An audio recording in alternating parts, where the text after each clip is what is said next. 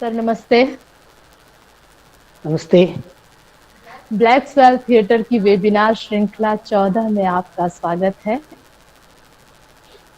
आज हमारे बीच है महाराष्ट्र के जाने माने सुप्रसिद्ध रंगकर्मी, कर्मठ रंगकर्मी श्री हरीश इथापे जी। इनका एक संक्षिप्त परिचय मैं आप सभी के सामने रखना चाहती हूँ।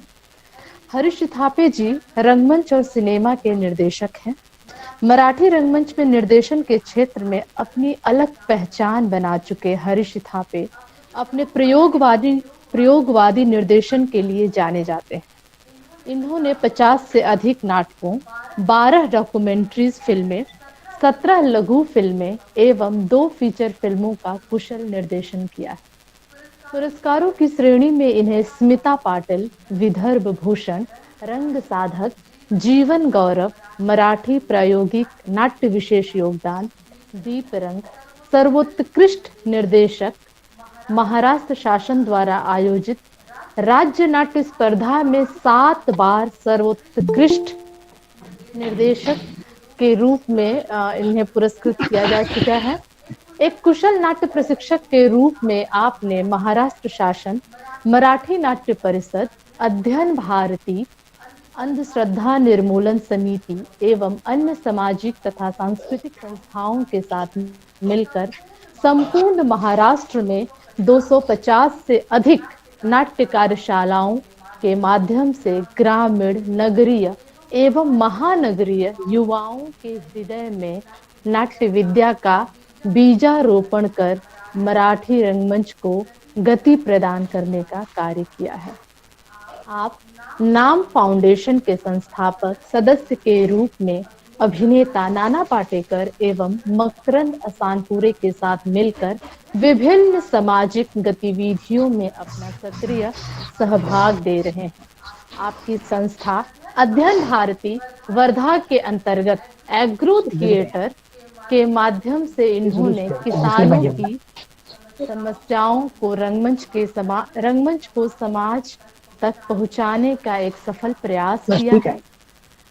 आपके द्वारा वर्तमान समय में आत्महत्याग्रस्त किसानों की एकल महिलाओं के साथ उन्हीं के जीवन में घटित प्रसंगों को लेकर तैयार किया गया नाटक 13 मराठी रंगमंच में काफी चर्चित है।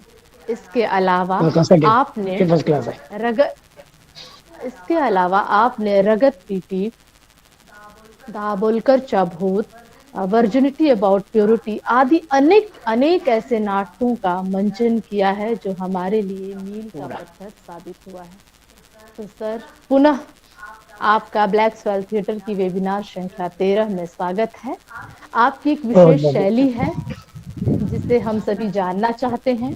जैसा कि विषय है रंगमंच का मनोवैज्ञानिक रंगमंच में निर्देशक का मनोवैज्ञानिक स्वरूप क्या होगा, इस पर हम चर्चा करना चाहेंगे। जी सर।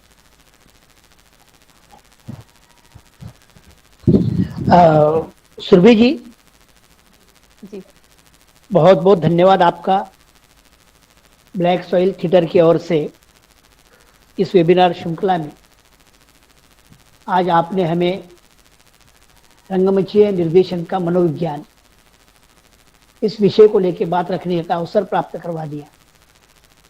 मैं व्यक्तिशः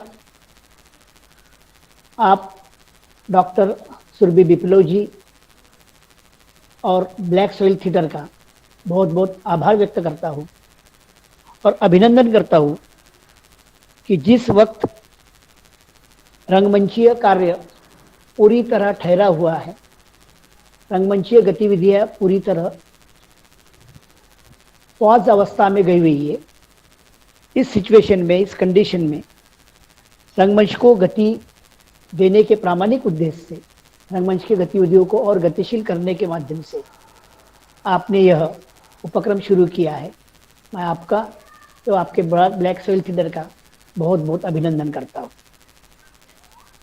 रंगमंचीय निर्देशन का मनोविज्ञान इस विषयों को लेके बात रखने से पहले मराठी रंगभूमि का अपना एक महत्व भारतीय रंगभूमि में रहा है। उस महत्व को विषेद करना मैं जरूरी समझता हूं। भारतीय रंगभूमि में मराठी रंगभूमि का विशेष योगदान है। मराठी रंगभूमि ने अपनी प्रयोगशीलता को जब भी अवसर मिला है तब सिद्ध करके भारतीय रंगभूमि का नाम जागतिक रंगभूमि में बड़ा किया है। और ये बड़े गर्व के साथ हम कहते हैं, क्योंकि हम मराठी रंगभूमि से जुड़े हुए हैं। इसका मतलब हम मराठी रंगभूमि से जुड़े हैं इसलिए उसकी हम महती गाते हैं, ऐसा नहीं है। मराठी रंगभूमि का मूलतः योगदान काफी बड़ा रहा है भारतीय रंगभूमि में, और जिसकी नोंद, जिसे दखल जागतिक रंगभूमि ने भी ली हुई है। मराठी रंगभूमि तक की प्रयोगशीलता, यहां तक कि मराठी रंगभूमि रुकी हुई नहीं है, तो प्रयोगशीलता के साथ व्यावसायिक रंगभूमि का एक महत्व भी अपना मराठी रंगभूमि का रहा है। मराठी रंगभूमि ने अलग अलग प्रयोग जिस तरह से नाटककारों ने किए हैं, उन नाटककारों की प्रयोगशीलता को मराठी रंगभूमि के दिग्दर्शकों ने बड़ी बखूबी से निभाया है। आदरणीय महेश एलकुंचवार जी सर, आदरणीय विजय तेंदुलकर जी सर, आदरणीय सतीश आळेकर सर, आदरणीय प्रेमानंद गजवी सर, इन महान नाटककारों ने मराठी रंगभूमि के माध्यम से भारतीय रंगभूमि को बहुत बड़ा योगदान दिया हुआ है। ये तो मैं बस नाम ले रहा हूं, इन्हीं की तरह काफी लोगों का योगदान रंगभूमि में रहा हुआ है। प्रयोगशील दिग्दर्शक के बारे में अगर हम सोचे तो माननीय जब्बार जी पटेल, डॉक्टर जब्बार पटेल, आदरणीय वामन केंद्रे सर, आदरणीय दामू केंकरे सर, माननीय चंद्रकांत जी कुलकर्णी और इन्हीं के समान बहुत से दिग्दर्शक मराठी रंगभूमि में प्रयोगशीलता को प्रयोग करते आए हैं, जिन्होंने रंगभूमि को बड़ा योगदान दिया है। आज जिस अवस्था से हम चल रहे हैं उस अवस्था में रंगभूमि की बड़ी दयनीय स्थिति है। रंगभूमि की दयनीय स्थिति के कारण रंगभूमि पे चाहे हौशी हो या कमर्शियल हो, एमेच्योर हो या कमर्शियल, दोनों तरह के थिएटर पे जो काम करने वाले लोग हैं उनके सामने बड़े प्रश्न खड़े हुए हैं। उस विषय के ऊपर हम बाद में बात करेंगे, लेकिन आज रंगमंचीय निर्देशन का मनोविज्ञान, इस विषय को लेकर जो संवाद करने हम आपसे जुड़े हुए हैं, इस वेबिनार में जुड़े हुए सभी लोगों का मैं फिर से अपनी तरफ से स्वागत करता हूं। और थिएटर को समझने के लिए, रंगभूमि को समझते वक्त रंगभूमि का मनोविज्ञान समझना बहुत जरूरी है। सृष्टि में मानव प्राणी को गतिशील मानव कहा जाता है। सृष्टि में सिर्फ हमें ही मानव प्राणी करके कहते हैं। कि मानव प्राणी कहने का कारण क्या है, इस बात को हमें जरा समझना होगा। सृष्टि में और भी बाकी के प्राणी हैं, लेकिन उन्हें हम गतिशील प्राणी नहीं कहते। उनके जीवन में जो बदलाव हमारे जीवन में आए हैं, जो बदलाव मानव जीवन में आए हैं, वो बदलाव सृष्टि के बाकी प्राणियों के जीवन में हमें नजर नहीं आते, नहीं दिखते हैं। इसलिए हम विकसित, तो ये विकसित प्राणी है, विकास के और जाने वाला। इसका कारण कुछ होगा, तो सृष्टि ने बहुत मानव प्राणी को बहाल किए, प्रदान किए, और उसी के कारण हम मानव प्राणी कहे जाते हैं। इसका मूल कारण यह है कि सृष्टि ने, निसर्ग ने हमें सोचने की ताकत दी है, विचार करने की ताकत दी है, और इस सोचने के ताकत के कारण आज हम इस स्टेज पे पहुंचे, इस कंफर्ट लाइफ को हम जी रहे हैं। ये सोचने की ताकत जिस मस्तिष्क में हमें दिए है, वो जो सशक्त मस्तिष्क जिसे हम ब्रेन कहते हैं, मराठी में जिसे हम मेंदू कहते हैं, यह सशक्त ताकत सृष्टि के अंदर, इस निसर्ग के अंदर, निसर्ग ने मानव के सिवा और किसी प्राणी को बहाल नहीं की है। उन्हें मस्तिष्क दिया है, लेकिन इस तरह से सोचने वाला मस्तिष्क सिर्फ मानव प्राणी को ही बहाल किया गया है। इसका एक कारण है कि विकसित मस्तिष्क हम जो कहते हैं, जो निसर्ग ने सिर्फ मानव प्राणी को दिया हुआ है, ये विकसित मस्तिष्क कहने के पीछे का जो मूल कारण है, उसको हमें जरा समझना होगा। इसके पीछे का मूल कारण यह है कि इस मस्तिष्क के अंदर, मानव प्राणी के मस्तिष्क के अंदर 3 बड़ी ताकत इस नेचर ने हमें प्रदान की। ये तीन बड़ी ताकत के कारण हम अपने आप को मानव कहलाने लायक बने हुए हैं। इन तीन ताकतों के कारण, इन तीन शक्तियों के कारण हम आज जिस अवस्था में है, जिस विकसित अवस्था में है, इस विकसित अवस्था में होने का मूल कारण हमारे को प्रदान की हुई ये तीन शक्तियां है, ये तीन ताकत है, ये तीन पावर है।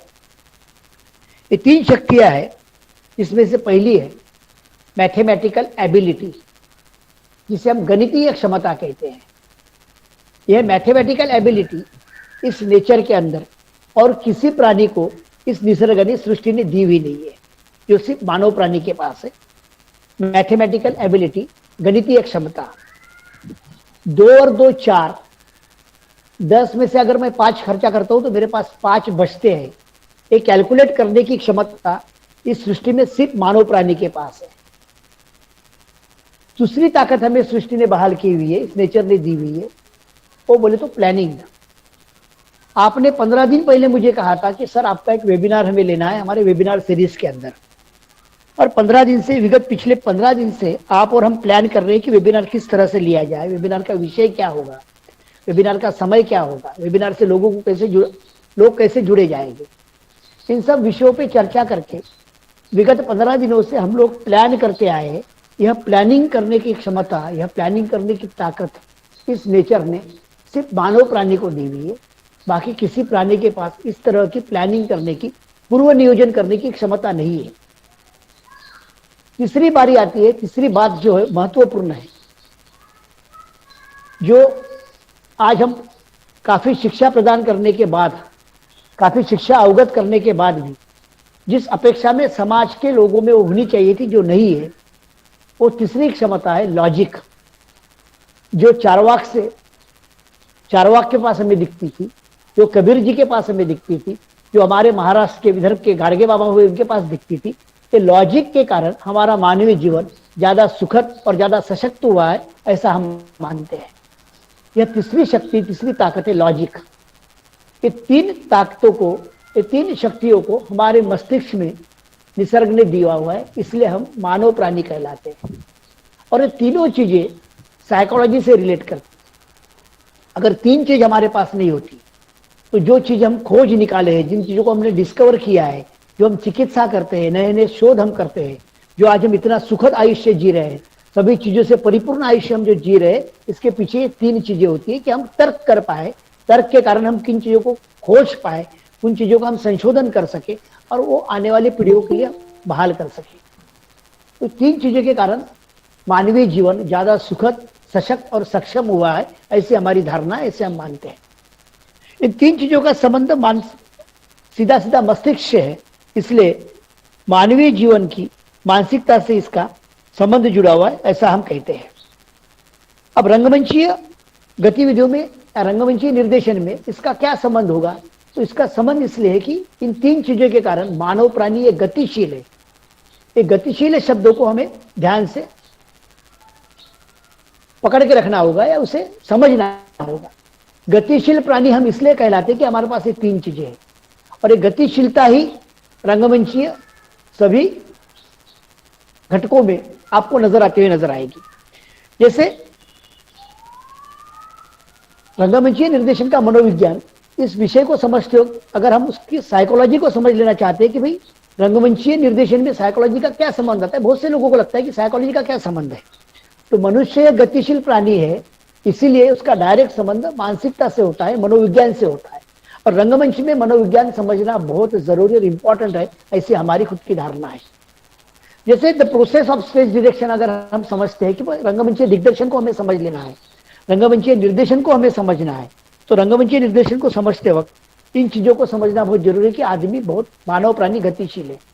उसकी गतिशीलता अगर आप समाज में कहीं पर भी जाते हो, समाज का निरीक्षण करते हो, अगर आप ऑब्जर्व करते हो, तो आपको ख्याल में आएगा कि समाज के अलग अलग सामाजिक अवस्था में, सामाजिक घटकों में जो लोग जी रहे हैं, जो जो अवस्था आप देखते हो, उन अवस्था को समझ लेना, जैसे मास साइकोलॉजी को समझ लेना और ह्यूमन साइकोलॉजी को समझ लेना एक डायरेक्टर को बहुत जरूरी होता है। जिस सामाजिक घटक को लेके मैं मेरी कलाकृति को खड़ा कर रहा हूँ, उस सामाजिक घटक के अवस्था को अगर मैं नहीं समझ पाऊंगा तो मैं उसे सही तरह से न्याय देने में असमर्थ रहूंगा। इसलिए उस समाज के मानसिकता को समझना, उनकी जीवन शैली को समझना मेरे लिए एज ए डायरेक्टर बहुत जरूरी होता है। इन सब चीजों को समझते वक्त, क्योंकि हम जिस समाज में रहते हैं वो समाज अलग अलग सामाजिक घटकों से बना हुआ है, अलग अलग सामाजिक घटकों से समाज बनते हो, मेरी खुद की अपनी एक धारणा ऐसी है कि मैं रंगकर्म क्यों करता हूं, मैं रंगमंच से क्यों जुड़ा हुआ हूं, मुझे थिएटर क्यों करना चाहिए, या मैं थिएटर क्यों करना चाहता हूं, क्यों करते आ रहा हूं। थिएटर यह समाज के व्यक्तित्व को उभारने का काम करता है। समाज की अपनी एक पर्सनैलिटी होती है, समाज का अपना एक व्यक्तित्व होता है, एक व्यक्तित्व होता है। उस व्यक्तित्व को, उस पर्सनैलिटी को बनाने का काम रंगमंच करता है, ऐसी मेरा खुद का विश्वास है, मेरी धारणा है। अगर हम समाज के व्यक्तित्व को बनाने की बात करते हैं तो समाज के अलग अलग सामाजिक घटकों को समझ लेना एक निर्देशक के लिए बहुत जरूरी होता है, बहुत इंपॉर्टेंट होता है। मैं एज ए डायरेक्टर जिस सामाजिक अवस्था में जी रहा हूं, मुझे वहां से निकल के जिस कंटेंट की अवस्था है, जिस कंटेंट को मैंने चुना हुआ है, उस कंटेंट में जो सामाजिक घटक है, उन सामाजिक घटकों के अवस्था को मुझे पहले समझना होगा। इसलिए मुझे मेरी अवस्था से निकल के उनकी अवस्था में जाना होगा, तभी मैं उन लोगों को न्याय दे पाऊंगा। हमारा होता है कि हम जिस अवस्था में जी रहे हैं उसी अवस्था में जीते वक्त हम दूसरे सामाजिक घटकों की अवस्था को अगर लोगों के सामने लाना चाहते हैं या लाते हैं तो हम उनको समझ नहीं लेते, उनका हम उस तरह से पूरी तरह स्टडी नहीं करते, उसकी साइकोलॉजी की, उनकी मानसिकता को समझते नहीं है, इसलिए हम उनको न्याय नहीं दे पाते। इसलिए हर सामाजिक घटक की अवस्था को समझना एज ए डायरेक्टर बहुत जिम्मेदारी होती है। अब इसमें जब हम रंगमंच की तरफ जाते हैं तो ये रंगमंच की जो 20 बाय 20 की जो जगह है ये बड़ी मैजिकल होती है, ये प्लेस बहुत मैजिकल होती है, ये जादूमय जगह होती है। 20 बाय 20 है, 20 बाय 30 की, 20 बाय 30 की, 20 बाय 20 की जो जादूमय जगह होती है, इस जादूमय जगह में जो भी हम खड़ा करते हैं, जो इल्यूजन हम खड़ा करते हैं, वो समाज में घटने वाली अलग अलग घटनाओं को जब हम लोगों के सामने लाते हैं तो एक इल्यूजन तैयार करते हैं।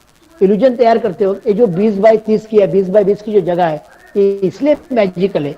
इस जगह का साइकोलॉजी से रिलेट करना एज ए डायरेक्टर बहुत जरूरी होता है। इस जगह को मुझे समझ लेना पड़ेगा, समाज किन चीजों को स्वीकारना चाहता है और समाज किन चीजों को नकारना चाहता है, इस चीज को भी मुझे समझना होगा। समाज को कौन सी चीजें अपनी लगती है, समाज कौन सी चीजों को अपनाना चाहता है और समाज कौन सी चीजों से दूर जाना चाहता है, इसको भी हमें समझना होगा। इसलिए 20 बाय 20 के इस जगह का जो कुछ भी ब्लॉकिंग का एक नियम बना हुआ है, नियम बना है बोले तो जो कुछ भी जिन लोगों ने काम किया है वो शास्त्रों के माध्यम से आया हो या शास्त्रों के माध्यम से नहीं आया हो, उस विषय में नहीं जाऊंगा। लेकिन ये 20 बाय 20 के ब्लॉकिंग के वक्त जो भी डायरेक्शन की एक प्रोसेस होती है, स्टेज डायरेक्शन की एक प्रोसेस होती है, उसको समझते वक्त मुझे दो चीजें बड़ी इंपॉर्टेंट लगती है जिसे मैं 20 केयर कहता हूं। ये 20 केयर में पहला बी होता है ब्लॉकिंग और दूसरा बी होता है बिजनेस। ये ब्लॉकिंग और बिजनेस दो चीजें थिएटर डायरेक्टर को समझना बहुत इंपॉर्टेंट होता है। और ये ब्लॉकिंग जब हम करते हैं स्टेज का, तो ब्लॉकिंग करते वक्त ये 20 बाय 20 के प्लेटफॉर्म के 3 सेक्शन बनते हैं। एक बनता है डाउन स्टेज का सेक्शन, एक बनता है उसके ऊपर वाला मिडल सेंटर स्टेज का, और ऊपर का बनता है अप स्टेज का। डाउन स्टेज, सेंटर स्टेज और अप स्टेज, ऐसे 3 पार्ट हम स्टेज के बनाते हैं। 3 पार्ट के 9 ब्लॉक तैयार करते हैं। एज ए थिएटर डायरेक्टर मुझे अगर किसी प्ले को ब्लॉक करना है, मुझे ब्लॉकिंग करना है, तो मुझे ये 5-4 का नियम, 9 ब्लॉक का नियम समझना बहुत जरूरी होता है। और यहीं पे हम सोशल साइकोलॉजी, मास साइकोलॉजी का बड़ा उपयोग हम कर सकते हैं। ये जो डाउन स्टेज में या सेंटर स्टेज, टॉप स्टेज, इसके 3 और पीछे वाले 3 ऐसे 9 ब्लॉक बनते हैं। Right wing, left wing. तो डाउन स्टेज के आर्टिस्ट के राइट वाली जो बाजू होती है उसे हम राइट कहते हैं, और आर्टिस्ट के लेफ्ट वाली जो बाजू होती है उसे हम लेफ्ट कहते हैं। आर्टिस्ट की राइट बोले तो ऑडियंस की लेफ्ट होती है, और आर्टिस्ट की लेफ्ट बोले तो ऑडियंस की राइट होती है। तो हमें आर्टिस्ट के बाजुओं को लेके चलना है। आर्टिस्ट के राइट का जो पहला ब्लॉक होता है वो होता है डाउन राइट। विंटर वाला, बीच वाला जो होता है वो डाउन सेंटर होता है, और लेफ्ट वाला डाउन लेफ्ट होता है। उसके पीछे ऊपर में जब हम जाते हैं सेंटर में, तो सेंटर राइट, सेंटर लेफ्ट और सेंटर, सेंटर स्टेज। पीछे में हम जाते हैं तो अप राइट, अप लेफ्ट और अप सेंटर, ऐसे 9 ब्लॉक बनते हैं। अब ये 9 ब्लॉक को हमें ब्लॉकिंग करते वक्त थोड़ा समझना होगा कि इसमें मनोविज्ञान कैसे होता है, समाज का मनोविज्ञान को हमको क्यों समझना है।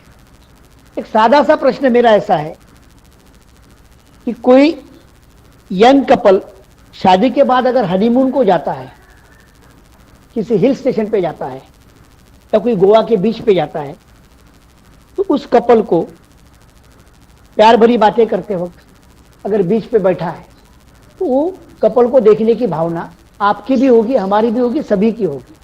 हम प्यार मोहब्बत की बातों को देखना चाहते हैं, लेकिन उसी वक्त उस प्ले के अंदर एक नया कपल हनीमून के लिए कहीं हिल स्टेशन पर गया हुआ का भी सीन है, और उसी प्ले के अंदर एक आधी महिला के ऊपर बलात्कार का सीन है या खून मर्डर का सीन है, तो वो सीन हम कहाँ दिखाएंगे और प्यार मोहब्बत का सीन हम कहाँ दिखाएंगे। तो प्यार मोहब्बत की चीजें समाज को अपनी लगती है, समाज उसे स्वीकारना चाहता है, देखना चाहता है, उसमें सहभागी होना चाहता है, इसलिए वो समाज के लोगों के ऑडियंस के नजदीक होनी चाहिए और वो सकारात्मक चीजें है। प्रेम भावना ये समाज के लिए बहुत उपयुक्त है, इसलिए हम उसे डाउन के राइट में करेंगे। लेकिन उसी वक्त उसी प्ले में अगर बलात्कार का सीन होता है, खून मर्डर का सीन होता है, मारपीट का सीन होता है, तो हम डाउन स्टेज में कभी ना करेंगे, क्योंकि समाज उससे दूर जाना चाहता है, समाज उसको नकारता है, समाज उससे जुड़ना नहीं चाहता है, समाज प्रेम भावना से जुड़ना चाहता है, समाज झगड़े से, खून मर्डर से, बलात्कार से जुड़ना नहीं चाहता। इसलिए उस चीज को प्रेक्षक से, ऑडियंस से, समाज से दूर करना चाहिए। इसलिए हम अप स्टेज का लेफ्ट एरिया यूज करेंगे। इसलिए ब्लॉकिंग ये समझना बहुत जरूरी है। इसलिए मैंने बोला कि इस ब्लॉकिंग में समाज की मानसिकता को समझना बहुत जरूरी है कि समाज क्या स्वीकारना चाहता है और क्या नकारना चाहता है। जो चीज समाज नकारना चाहता है, अगर आप समाज के ऑडियंस के, प्रेक्षक के सामने करोगे, नजदीक करोगे, तो उसे स्वीकृति नहीं मिलेगी। अगर हमारे घर की बहू तुलसी वृंदावन की जाके तुलसी की पूजा करती है, तो ये श्रद्धा का भाग होता है समाज का, ये लोगों के श्रद्धा का भाग है। तो इसे हम प्रेक्षक के नजदीक करेंगे, प्रेक्षक के और सामने करने की कोशिश करेंगे। इसलिए हम डाउन स्टेज में ये सिचुएशन, ये सीन लेंगे, इसको हम अप में नहीं लेंगे, क्योंकि ये श्रद्धा का भाग होता है। लेकिन उसी वक्त उसी परिवार की 2 बहुओं का झगड़ा होता है, तो 2 बहुओं का झगड़ा हम डाउन स्टेज में लेंगे, लेकिन डाउन स्टेज के लेफ्ट में लेंगे, क्योंकि किसी भी को ना चाहे, कोई भी नहीं चाहता है कि हमारे घर में 2 बहुओं का झगड़ा होके एक घर के 2 घर बने, एक मकान के 2 मकान बने। इसलिए 2 बहुओं का झगड़ा हम डाउन स्टेज में लेंगे, लेकिन लेफ्ट में लेंगे, क्योंकि वो नकारात्मक चीज है, नकारी गई हुई चीज है, वो नहीं होनी चाहिए समाज के अंदर, ये धारणा है। लेकिन उसी वक्त अगर कोई बहू तुलसी की पूजा करती है, तो उसको हम डाउन स्टेज के राइट में लेंगे, क्योंकि सब कोई चाहते हैं कि हम श्रद्धा से जुड़ना चाहते हैं, हम श्रद्धा को स्वीकारना चाहते हैं। तो यही 2 सीन में हमें फर्क नजर आएगा साइकोलॉजी का, मानसिकता का, कि किस चीज को हम नकारते हैं, किस चीज को स्वीकारते हैं। जो चीज को नकारा जाता है उसको लेफ्ट साइड में करना चाहिए, जो चीज को स्वीकारा जाता है उसको राइट साइड में करना चाहिए, जो चीजों के साथ हम जुड़ना चाहते हैं उसको डाउन के राइट में करना चाहिए, जो चीज को हम जुड़ना नहीं चाहते, हमारे से दूर करना चाहते, समाज को उससे नकारना चाहते, उसको अप स्टेज के ज्यादा डेप्थ में लेफ्ट साइड में करना चाहिए। एक इस तरह की एक साइकोलॉजी इस ब्लॉकिंग में जुड़ी हुई है। इसके लिए 9 ब्लॉक का, ये जो ब्लॉकिंग का जो 9 का नियम है, 9 खानों का, ये बहुत इंपॉर्टेंट है। सेंटर स्टेज जो होता है, सेंटर स्टेज हम इसलिए यूज करते हैं कि सेंटर स्टेज एक यहाँ एक ट्विस्ट आता है। अगर 2 भाइयों में बंटवारा होता है, तो इस सिचुएशन को, इस सीन को हम सेंटर स्टेज में करेंगे, जिससे हम बंटवारा दिखा सके, तो जो उसका एक प्रभाव प्रेक्षक पे जाएगा, क्योंकि बैलेंसिंग करता है सेंटर स्टेज। इसलिए इन 9 ब्लॉक के साथ ब्लॉकिंग में 3 चीजों को बड़ा इंपॉर्टेंट होता है। वो 3 चीजें होती है। डाउन स्टेज में पावर होता है, डाउन स्टेज का राइट और डाउन स्टेज का सेंटर, ये रंगमंच की ताकत है। इस बात को आप सब समझ लें। रंगमंच का डाउन, राइट और डाउन सेंटर, ये रंगमंच की ताकत होती है। मेजॉरिटी प्ले के सीन्स हम इस एरिया में करते हैं, ये ताकत होती है, इसलिए उसे पावर कहा जाता है। सेंटर स्टेज जो होता है, ये बैलेंसिंग के लिए यूज किया जाता है। जैसे हमने कहा कि भाई 2 भाइयों का आपस में झगड़ा हो गया, बंटवारा हो गया, तो बैलेंसिंग के लिए हम सेंटर स्टेज यूज करते हैं, कहीं प्ले में हमें ट्विस्ट लाना है, कहानी में ट्विस्ट लाना है, तो हम सेंटर स्टेज का यूज करते हैं। और अप स्टेज जो होता है, अप स्टेज हम डिस्टेंस के लिए यूज करते हैं, दूरी के लिए यूज करते हैं। जो चीज हमें नहीं चाहिए, जिससे हम नहीं जुड़ना चाहते, उन चीजों को हम पीछे दूर करेंगे, वो डिस्टेंस में करेंगे। इसलिए अप स्टेज को हम डिस्टेंस कहते हैं, सेंटर को हम बैलेंस कहते हैं, और डाउन को हम पावर कहते हैं। ये 9 ब्लॉक और ये 3 चीजें एज ए डायरेक्टर, निर्देशक करके हमें समझ लेना बहुत ही जरूरी है। जैसे हमने कहा कि स्ट्रॉन्ग एरिया, डाउन सेंटर और डाउन राइट, ये स्टेज का ताकत होती है, स्टेज का पावर होता है। इसी तरह जैसे ब्लॉकिंग का महत्व है, इस ब्लॉकिंग के साथ ही बिजनेस जुड़ा होता है। हमारा अगर ब्लॉकिंग चुकता है, ब्लॉकिंग अगर हम गलत करते हैं, तो हम ब्लॉकिंग अगर गलत किए तो हमारी मूवमेंट गलत निकलती है, और मूवमेंट गलत निकलती है तो हमारा स्टेज बिजनेस पूरी तरह ऑडियंस को एक्सेप्ट नहीं किया जाता, ऑडियंस एक्सेप्ट नहीं कर पाता है। इसका कारण है, जिस प्रेक्षक के लिए हम हमारा प्ले कर रहे हैं, इसकी भी एक साइकोलॉजी को हमें थोड़ा समझना होगा। इसकी साइकोलॉजी ऐसी है, इसके पीछे की एक मानसिकता ऐसी, एक मनोविज्ञान ऐसा है कि रंगमंच के ऊपर परफॉर्म करने वाली जो छोटा सा ग्रुप होता है, क्योंकि नाटक एक समूह की कला है, जिसे हम ग्रुप एक्टिविटीज कहते हैं, ये समूह की कला है। तो प्रोसिनियम के उस तरफ रंगमंच के ऊपर कुछ लोग परफॉर्म करते हैं, और उनका परफॉर्मेंस देखने वाला एक बड़ा समूह थिएटर में सामने बैठा होता है। प्रोसिनियम की इस तरफ बैठा हुआ समूह जो लार्ज स्केल में होता है, और समूह के प्रोसिनियम के उस तरफ बैठा हुआ समूह जो स्मॉल स्केल में होता है, ये दो समूहों के बीच का ये द्वंद्व होता है। प्रोसिनियम के उस तरफ का परफॉर्म करने वाला एक स्मॉल स्केल वाला समूह, जिसे हम आर्टिस्ट कहते हैं, और प्रोसिनियम के इस तरफ बैठा वाला एक बड़ा समूह, बड़ा ग्रुप, जिसे हम प्रेक्षक कहते हैं। ये दोनों के बीच में का एक मनोज्ञान, एक साइकोलॉजी का द्वंद्व होता है। जो चीज मैं परफॉर्म कर रहा हूं, वो चीज ऑडियंस में बैठा हुआ समूह जो है, ऑडियंस जो है, उसको जब तक वो एक्सेप्ट नहीं होती, वो जब तक उसको स्वीकारता नहीं है, तब तक मेरी कोई चीज रखने का अर्थ नहीं होता है। इसलिए हम जब हमारा प्रयोग होता है तो हम कहते हैं कि आज का हमारा प्रयोग बहुत ही अच्छा हुआ, बहुत ही सुंदर हुआ, आज हमारा प्रयोग एकदम पीच पे गया था, लोगों ने बड़ा सराहा है। उसका कारण ऐसा है कि जब दो मानसिकता का सिंक्रोनाइजिंग होता है, स्मॉल स्केल में काम करने वाला और लार्ज स्केल में सामने हुआ, ये दोनों का जब सिंक्रोनाइजिंग होता है, तब जाके परफॉर्मेंस अच्छा होता है। प्रोसिनियम की उस तरफ और प्रोसिनियम की इस तरफ का एक द्वंद्व जो है, ये कभी 20 मिनट का होता है, कभी 1 तास का होता है, कभी 2 आवर्स का होता है। जितना तुम्हारा परफॉर्मेंस का ड्यूरेशन है, उस वक्त ये द्वंद्व चलते रहता है। इसलिए हमारी कोशिश ये होनी चाहिए कि सामने बैठा हुआ जो कुछ समाज का जो तबका है, जो प्रेक्षक के रूप में आया हुआ है, उसके मानसिकता को पहचानते हुए उसके मानसिकता को पोषक चीजें रंगमंच में हमने खड़ी करनी चाहिए। इसलिए स्टेज ब्लॉकिंग के नौ को बहुत ज्यादा इंपॉर्टेंट है। तो जो भी मूवमेंट हम करते हैं स्टेज पे, वो ब्लॉकिंग अगर हमारा गलत होता है तो हमारी मूवमेंट गलत होती है। तो ब्लॉकिंग के साथ साथ स्टेज बिजनेस बहुत इंपॉर्टेंट है। स्टेज बिजनेस में 2 चीजें बड़ी होती है, एक बॉडी पोजीशन और फिजिकल लेवल।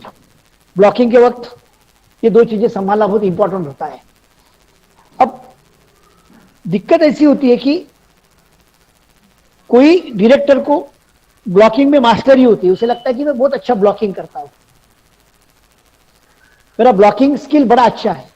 तो मेरा ब्लॉकिंग स्किल बड़ा अच्छा है, इसलिए मैं ज्यादा ब्लॉकिंग अगर मैं मेरे प्ले में करता हूं तो वो भी घातक होता है। किसी प्रमाण में करते आना चाहिए। ओवर ब्लॉकिंग भी कभी कभी हमारे अच्छे प्ले को खत्म कर देता है। तो डायरेक्टर की जिम्मेदारी ऐसी होती है कि मैं ओवर ब्लॉकिंग ना करूं, सीमित ब्लॉकिंग करूं, जितने ब्लॉकिंग की जरूरत है उतना ही ब्लॉकिंग मैं करूं। ये ब्लॉकिंग करते वक्त बॉडी पोजीशन और फिजिकल लेवल, ये 2 चीजें संभालना बहुत इंपॉर्टेंट होता है। ये बॉडी पोजीशंस बोले तो क्या, जैसे मैंने शुरू में कहा कि आदमी गतिशील प्राणी है, और रंगमंच पे काम करने वाले सभी कलावंतों को सभी डायरेक्टर कहते हैं कि भाई आप तिरछी रेखा में बात करो, आप 45 के एंगल में बात करो। बिठाते हो 45 में हमें बिठाते हैं। ये 45 में बिठाने का कारण क्या है? ये 45 में बिठाने का कारण ही ऐसा होता है, 45 के एंगल में बिठाने का कारण ही होता है कि ये गतिशीलता का द्योतक है, ये गतिशीलता का प्रतीक है। आप समाज के किसी भी जगह पे जाके किसी भी समूह को ऑब्जर्व करोगे तो लोग कभी समांतर रेखा में बैठे हुए नहीं नजर आएंगे, लोग आपको 45 के एंगल में, 45 के एंगल में तिरछी रेखा में बैठे नजर आएंगे। हम हमारे घर में भी बैठते हैं, 4 लोग भी बैठ के अगर हम चर्चा करते हैं तो हम 45 के एंगल में बैठ के चर्चा करते हैं, ना कि समांतर रेखा में बैठ के चर्चा करते हैं। ये बहुत ही नैसर्गिक है, ये उन चीजों से आया हुआ है, उन 3 चीजों में से आया हुआ है, जो 3 चीजें मैंने शुरू में कही थी, जो मस्तिष्क में नेचर ने हमें दी हुई है, लॉजिक, प्लानिंग और मैथमेटिकल एबिलिटी। उसमें से आई हुई चीजें कि हम कोई भी गतिविधियां तिरछी रेखा में करते हैं या 45 के एंगल में हमारा समूह व्यवहार करता है। इसलिए बॉडी पोजीशन लेते वक्त जो भी हम प्रोफाइल खड़ा करते हैं स्टेज के ऊपर, जो भी प्रोफाइल पोजीशन लेते हैं, उसमें एक एस्थेटिक होना बहुत जरूरी होता है। अगर हमारे प्रोफाइल में एस्थेटिक नहीं संभाल पाए तो ये प्रोफाइल हमारे ऑडियंस को बड़ी ड्राई लगेगी, क्योंकि सौंदर्य, सुंदरता यह बहुत नैसर्गिक भाव रहा है मानवीय जीवन का। एस्थेटिक सेंस जिसे हम कहते हैं, हमें हर चीज में सुंदरता खोजने की एक नेचुरली हमारे में एक अंदरूनी ताकत है। हम हर चीज में सुंदरता खोजने की कोशिश करते हैं, अपने आप को सुंदर दिखाने की, अपने आप को सुंदर रखने की, और कोई भी चीज दिखे तो सुंदर चीजों को का चयन करने का हमारा मूलतः नैसर्गिक स्वभाव है। इसलिए हमारे प्रोफाइल में वो एस्थेटिक, वो सौंदर्य, वो सुंदरता दिखनी रहनी चाहिए। इसलिए जो भी फ्रेम में जो भी आर्टिस्ट हम ब्लॉक करते हैं, उनकी बॉडी पोजीशन को बड़ा इंपॉर्टेंट होता है, और बॉडी पोजीशन के साथ साथ उनकी फिजिकल लेवल। अब ये फिजिकल लेवल क्या चीज होती है? फिजिकल लेवल को सादी सरल सूपी भाषा में अगर हमें समझना होगा तो हिस्टोरिकल प्ले अगर मैं करता हूं, अगर मैंने हिस्टोरिकल प्ले लिया है, उस प्ले के अंदर छत्रपति शिवाजी महाराज है और उनकी माता जी जीजाबाई है, और एक प्रसंग में, एक सीन में जीजाबाई और छत्रपति शिवाजी महाराज आपस में संवाद कर रहे हैं। दोनों आसन पे बैठे हुए हैं, तो दोनों आसन पे बैठे हैं। छत्रपति शिवाजी महाराज महाराज है, सम्राट है, पूरे राज्य पे उनकी हुकूमत चलती है, लेकिन फिर भी मैं उनका आसन उनकी माता जी से, जीजाबाई से कम हाइट का लूंगा, कम ऊंचाई का लूंगा। जीजाबाई के हाइट का आसन ज्यादा होगा, जीजाबाई की ऊंचाई ज्यादा होगी, शिवाजी की ऊंचाई कम होगी। इसका मूल कारण ऐसा है कि छत्रपति शिवाजी ये महाराज भी हो, राजे भी हो, सम्राट भी हो, फिर भी उनका मूल्य अपने माता के सामने थोड़ा कम ही रहता है, क्योंकि माता का मूल्य ज्यादा है। ये जो वैल्यू होता है कैरेक्टर का, इस वैल्यू को समझ के फिजिकल लेवल को मेंटेन करना एज ए डायरेक्टर ये बहुत इंपॉर्टेंट होता है। इन चीजों को भी हम समझते, ये चीजों को भी हम रिलेट करते हैं।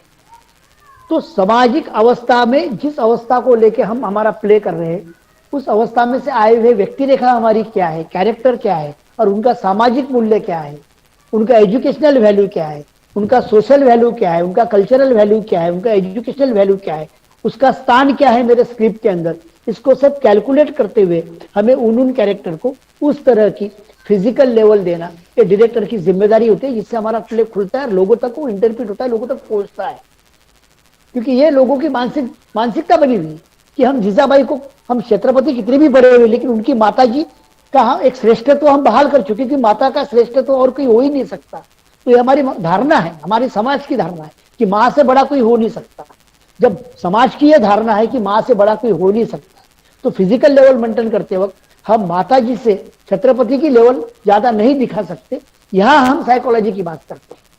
यह है साइकोलॉजी से रिलेट करना हर चीज को, इतना साधा और सरल है। इस तरह से फिजिकल लेवल और बॉडी पोजीशंस को संभालते हुए हमारे प्रोफाइल को सुंदर बनाना ये डायरेक्टर की जिम्मेदारी होती है, ना कि मुझे अच्छा लगता है ये बिठाया हुआ इसलिए मैं बिठाता हूं। ये रंगमंच में नहीं चलता है।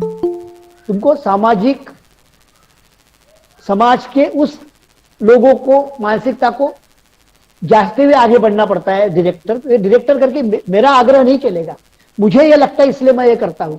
मुझे लगता का मतलब क्या है? मुझे लगता भी होगा, लेकिन समाज की मानसिकता को वो जुड़ने वाली चीज है क्या? अगर समाज के मानसिकता को वो चीज अपील नहीं हो रही है, वो स्वीकार नहीं हो रही है, तो मेरे आग्रह को कोई अर्थ नहीं रहता है। इसलिए सामाजिक मानसिकता के को समझते हुए हर चीज को रंगमंच पे खड़ा करना ये मेरी जिम्मेदारी होती है। आगे जिस तरह से ब्लॉकिंग और इसके बारे में हमने बात की कि भाई पोजीशंस क्या होनी चाहिए, बिजनेस क्या होना चाहिए, उसी तरह ब्लॉकिंग के ऊपर और बिजनेस के ऊपर डिपेंड करता है हमारी स्टेज मूवमेंट। हमारा ब्लॉकिंग गलत होता है तो हमारी मूवमेंट्स गलत निकलती है, और जब स्टेज के ऊपर जब आर्टिस्ट की मूवमेंट होती है तो ये मूवमेंट सामने बैठा हुआ ऑडियंस अपने दैनंदिन जीवन की जो गतिविधियां होती है उन गतिविधियों को रिकॉल करते हुए अपने साथ जोड़ने की कोशिश करते रहता है। जो मैं शुरू में कहा कि दो समूहों का द्वंद्व, कोई भी परफॉर्मेंस ये दो समूहों का द्वंद्व होता है, सत्य दो समूहों का द्वंद्व होता है, तो उसका कारण ऐसा होता है कि सामने बैठा हुआ ऑडियंस हर वक्त अपने जीवन से रिलेटेड चीजें रिकॉल करते रहता है, वो अपने आप को जोड़ते रहता है उन सब चीजों के साथ। इसलिए उसे जब लगता है कि ये चीजें मेरे से जुड़ते जा रही है तो उसे सामने होने वाला परफॉर्मेंस से अपना लगता है। अगर उससे वो चीजें जुड़ती नहीं है तो उसे वो परफॉर्मेंस अपना नहीं लगता है, वो विषय उसे अपना नहीं लगता है। तो रंगमंच पे होने वाली जो मूवमेंट्स होती है, जो हलचल होती है, वो बहुत इंपॉर्टेंट होती है। उसमें तीन तरह की मूवमेंट्स होती है। ये तीन तरह की मूवमेंट में भी एक साइकोलॉजी छुपी हुई है, एक मनोविज्ञान है। वो मनोविज्ञान इस तरह से है कि आप लोगों ने मिस्टर इंडिया पिक्चर देखा होगा, आप में से काफी लोगों ने मिस्टर इंडिया पिक्चर देखा होगा। ये मिस्टर इंडिया पिक्चर में अमरीश पुरी जी मोगैम्बो की भूमिका करते हैं और जब मोगैम्बो के इंट्रो के ऊपर अमरीश पुरी जी बड़े रेलिंग से उतरते हुए सीधे ऑडियंस के ऊपर आ रहे, इस तरह का भाव होता है। इस तरह से वो शूट किया हुआ सीन है। अमरीश पुरी जी सीधा रेलिंग से उतरते हुए सीधे स्ट्रेट आते हैं, यह वर्टिकल लाइन में आते हैं, लंब रेखा में। अमरीश पुरी जी को वर्टिकल लाइन से सीधा उतारा गया है और मोगैम्बो खुश हुआ। यह मूवमेंट का देने का कारण यह था कि उस व्यक्ति रेखा की भव्यता नजर आए। तो भव्यता के लिए लंब रेखा का उपयोग किया जाता है। हमें हमारे प्ले में अगर किसी व्यक्ति रेखा की भव्यता दिखाना है, उसका बड़ापन दिखाना है, उसकी जहागिरी दिखाना है, तो हमें लंब रेखा में उसकी मूवमेंट्स करनी होगी। हमें भव्यता नहीं दिखाने तो हम लंब रेखा यूज नहीं करेंगे। तो लंब रेखा का उपयोग भव्यता के लिए, उदात्तता के लिए, महत्वाकांक्षी अगर कोई व्यक्ति रेखा हो तो उसकी महत्वाकांक्षा को दिखाने के लिए, या कोई कॉन्फिडेंट पर्सनैलिटी हो तो उसके आत्मविश्वास को दिखाने के लिए हम लंब रेखा का उपयोग करते हैं। अब मेरा आत्मविश्वास दिखाने के लिए मैं अगर तिरछी रेखा का या आड़ी रेखा का उपयोग करूं तो मेरा आत्मविश्वास नहीं दिखेगा। लेकिन वही लंब रेखा में मैं मूवमेंट करता हूं, मैं वर्टिकल लाइन में मूवमेंट करता हूं, तो इसमें मेरा आत्मविश्वास दिखता है, मेरी महत्वाकांक्षा दिखती है, मेरी भव्यता दिखती है, मेरी उदात्तता दिखती है। दूसरी रेखा आती है हॉरिजॉन्टल लाइन, जिसे हम क्षितिज रेखा कहते हैं। इसे मराठी में समांतर रेखा कहते हैं, हिंदी में क्षितिज रेखा कहते हैं और अंग्रेजी में हॉरिजॉन्टल लाइन कहते हैं। आड़ी रेखा, समांतर रेखा, क्षितिज रेखा, इस रेखा को, ये रेखा क्या दर्शाती है? ये रेखा दर्शाती है हमारा दुख। अगर मैं निराश हूं, मैं डिप्रेस हूं, मैं मेरी निराशा दर्शाना चाहता हूं तो मैं आड़ी रेखा में मूवमेंट करूंगा, ना कि खड़ी रेखा में मूवमेंट करूंगा, ना कि लंब रेखा में मूवमेंट करूंगा। मैं आड़ी रेखा में मूवमेंट करूंगा, जिससे उस सीन की, उस दृश्य की गति भी कम हो जाएगी। लंब रेखा में दृश्य की गति बढ़ती है, आड़ी रेखा में दृश्य की गति कम हो जाती है। तुम्हारी वेदना, तुम्हारा दुख, तुम्हारी निराशा, तुम्हारी यातना, इसकी इंटेंसिटी बढ़ के तो ऑडियंस तक पहुंचती है। इसलिए अपनी यातना को, अपने दुख को, अपनी वेदना को अगर रखना है तो आड़ी रेखा का उपयोग करना बहुत जरूरी होता है। तीसरी रेखा होती है डायगोनल लाइन, जिसे हम तिरछी रेखा कहते हैं। ये तिरछी रेखा का उपयोग रंगमंच पे काफी प्रमाण में होता है। डायरेक्टर जब भी आर्टिस्ट से कहता है, बोलता है कि तिरछी रेखा में बात करो, आप सीधे क्यों जा रहे हो, आप आड़े क्यों जा रहे हो, तिरछी रेखा में बात करो, 45 के एंगल से बात करो, तिरछी रेखा में बात करो। ये तिरछी रेखा में बात करने का ही कारण है गतिमानता, चंचलता, उत्साह, आनंद। गति का दर्शक है तिरछी रेखा, है गति का निर्देशक है। आप भी घर में, हमारे घर में अगर हम कोई डेकोरम करते हैं, कोई फ्लावर अरेंजमेंट करते हैं, तो फ्लावर अरेंजमेंट करते वक्त भी हम फूल समांतर रेखा में नहीं रखते। फ्लावर अरेंजमेंट अगर हम फ्लावर पॉट के अंदर कोई 4 फूल रखते हैं, 3 फूल रखते हैं, तो एक फूल कम, दूसरे को हाइट देते हैं, तीसरे को फिर कम हाइट देते हैं, उसका एक कोण बनता है, ना कि हम तीनों एक रेखा में रखते हैं। तो ये बहुत नैसर्गिक भाव है गतिशीलता की ओर जाने का, मानव प्राणी का। इसलिए तिरछी रेखा में व्यवहार हम बड़े प्रमाण में करते हैं और तिरछी रेखा में बड़े प्रमाण में व्यवहार होना भी चाहिए। लेकिन इसमें एक चीज को संभालना बहुत जरूरी है।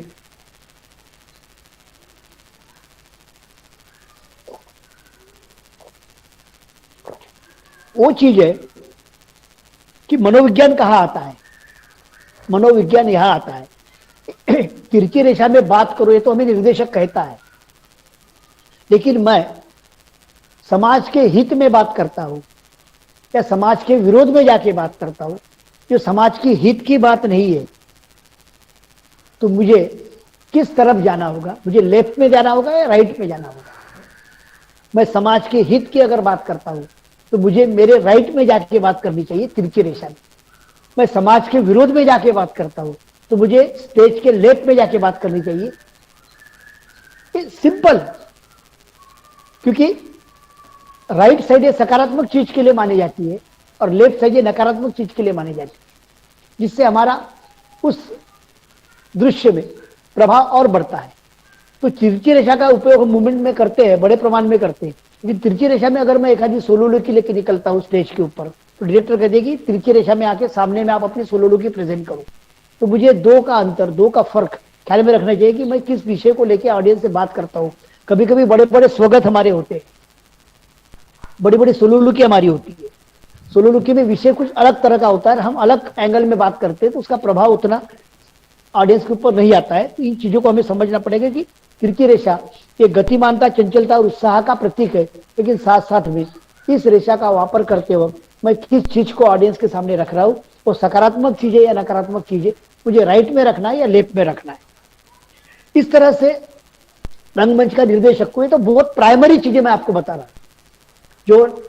जो भी वेबिनार से जुड़े हुए स्टूडेंट होंगे उनके लिए ये बेसिक चीजें हैं। एज ए डायरेक्टर, मुझे अगर डायरेक्टर बनना है तो मुझे बेसिक चीजें समझना पड़ेगा, मुझे ब्लॉकिंग समझना पड़ेगा, मुझे मूवमेंट समझना पड़ेगा, मुझे प्रोफाइल समझना पड़ेगा। एक बेसिक चीजें इसमें जुड़ी हुई जो साइकोलॉजी है, उन चीजों को मैं आपके सामने रख रहा हूँ, ये बेसिक चीजें हैं। अब नाटक करते वक्त नाटक के कुछ प्रकार भी होते हैं। अब नाटकों के प्रकार में पौराणिक नाटक है, ऐतिहासिक नाटक है, सामाजिक नाटक है, विनोदी है, फार्स है, प्रायोगिक नाटक है, लोक नाट्य है। तो मैं किस तरह का नाटक करना चाहता हूं। अब बहुत से लोग कहते हैं कि मुझे कहते बोर्स कि हरीश सर आप कहते हो कि भाई इस तरह से साइकोलॉजी से सब चीजें जुड़ी हुई है, लेकिन रंगमंच तो इन सब चीजों को कभी कभी नकारना भी पड़ता है। तो ठीक है, तुम प्रोसीनियम थिएटर अगर करते हो तो प्रोसीनियम थिएटर अगर जब करते हो आप, तो प्रोसीनियम थिएटर करोगे तो आपको इन नियमों को साथ में लेके चलना पड़ेगा। आप प्रोसीनियम थिएटर नहीं करते हो, आप बाहर में आके स्ट्रीट प्ले करते हो, आप लोक नाट्य करते हो, आप कोई तमाशा में जाके कोई वग नाट्य करते हो, तो प्रोसीनियम थिएटर के नियम वहां नहीं लगेगी। लेकिन प्रोसीनियम थिएटर के जो अपने नियम है साइकोलॉजी से रिलेटेड, उनको आपको संभालना पड़ेगा, जो उसका समान परिणाम प्रेक्षक के ऊपर आए। इसलिए इन साइकोलॉजी के नियम को लेकर आपको आगे बढ़ना पड़ेगा। तो ये जो नाटक के प्रकार है, इन नाटक के प्रकारों में से मैं किस प्रकार का नाटक करना चाहता हूं, इसको हमें समझना पड़ेगा।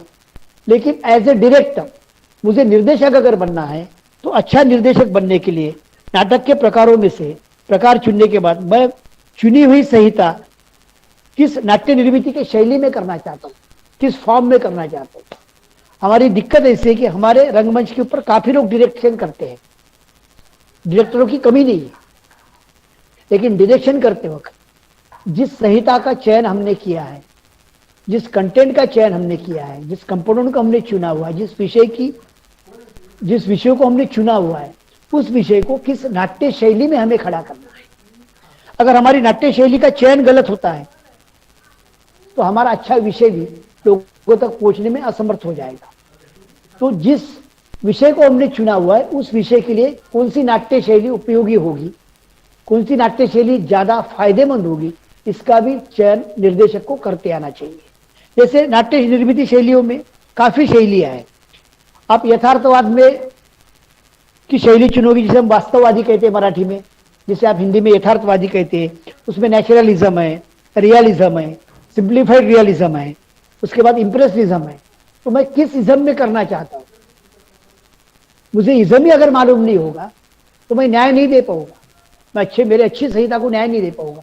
तो यथार्थवादी शैली में मुझे नाटक करना है तो मुझे पूरे यथार्थवाद में करना है, या सिंपली रियलिज्म में करना है, या मुझे इंप्रेसिज्म में करना है, या मुझे सिंबोलिज्म में करना है, या मुझे नेचुरलिज्म में करना है, या मुझे सिंप्लीफाइड नेचुरलिज्म में करना है, इस शैली में से किसी शैली का चयन करना बहुत जरूरी होता है।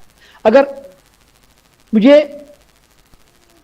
यथार्थवाद नहीं करना है, नॉन रियलिस्टिक में मुझे प्ले करना है, तो नॉन रियलिस्टिक में आप क्या करोगे, शास्त्रीयवाद में करोगे, नव शास्त्रीयवाद में करोगे। तो इस तरह से थोड़ी शैलियां समझ लेना रंगमंच निर्देशक के लिए बहुत जरूरी होता है। जितने जल्दी हम शैलियां समझ लेंगे उतना हमारा निर्देशकीय जर्नी, हमारी डायरेक्टर की जर्नी ज्यादा सुकर और ज्यादा सकारात्मक होगी, ऐसा मेरा विश्वास है। इसलिए शैलियों को समझना एज ए डायरेक्टर बहुत जरूरी होता है। अब आगे बढ़ती वक्त ये तो आगे में एज ए डायरेक्टर कि मेरी रिस्पॉन्सिबिलिटीज क्या है, निर्देशक की जिम्मेदारियां क्या होती है। मैं एखादी संहिता चुनता हूं, संहिता का चयन मैंने कर लिया है, विषय फाइनल करके मैंने एक संहिता फाइनल कर ली है। उसके बाद मुझे प्रोडक्शन खड़ा करना है। वो प्रोडक्शन किस स्टाइल में खड़ा करना है ये पहले फाइनल करना पड़ेगा। होने के बाद मुझे कितने टाइम पीरियड में मेरा प्ले खड़ा करना है। एज ए डायरेक्टर एक टाइम पीरियड फिक्स करना मेरी जिम्मेदारी होती है कि मुझे इतने समय में इस प्ले को खड़ा करना है। उसके बाद उसका एक डिजाइनिंग करना मेरी जरूरी बात है। हम लोग एज ए डायरेक्टर पेपर पे डिजाइनिंग ही नहीं करते, पेपर वर्क में हम लोग बहुत कमजोर होते हैं। अच्छे डायरेक्टर को पेपर वर्क करना बहुत जरूरी होता है कि मैं किस शैली में नाटक कर रहा हूँ, मेरा सेट डिजाइन कैसा होगा, मेरा कास्टिंग कैसे होगा, मेरा ब्लॉकिंग कैसे होगा। ब्लॉकिंग का मेरा खुद का अपना एक लेआउट अपने पास होना चाहिए। इस तरह से करके कास्टिंग करवा के मुझे प्ले के रिहर्सल की तरफ जाना पड़ेगा। दिक्कत ये जाती है हम लोगों को कि मैं जो प्ले करना चाहता हूँ वो प्ले मेरे पास जो कास्टिंग अवेलेबल है, जो आर्टिस्ट मेरे पास प्रेजेंट है, उन्हीं को नजर रखते हुए मुझे स्क्रिप्ट चुनना पड़ता है। ये सभी की दिक्कत है। मैं एक एग्जांपल दे रहा हूं कि भाई आप रहो या हम लोग रहो, कोई प्ले अगर हमें करना है तो हमें प्ले करते वक्त, स्क्रिप्ट चुनते वक्त हमारे पास उपलब्धियां क्या है, हमारे पास आर्टिस्ट की उपलब्धियां क्या है, उस उपलब्धियों को देखते हुए हम लोग प्ले चुनते हैं। लेकिन मेरा कहना ऐसा है कि कभी भी स्क्रिप्ट चुनते वक्त, कोई विषय का चयन करते वक्त हमारे पास की उपलब्धियां क्या है ये देख के कभी ही चयन ना करें।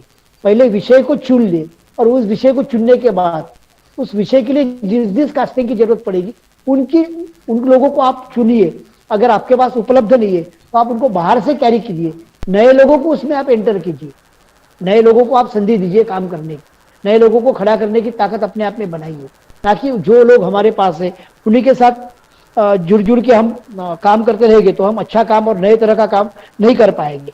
इस तरह से एक प्ले की शुरुआत होती है। उसके बाद रिहर्सल चलती है। रिहर्सल के बाद बहुत सी दिक्कतें यह है कि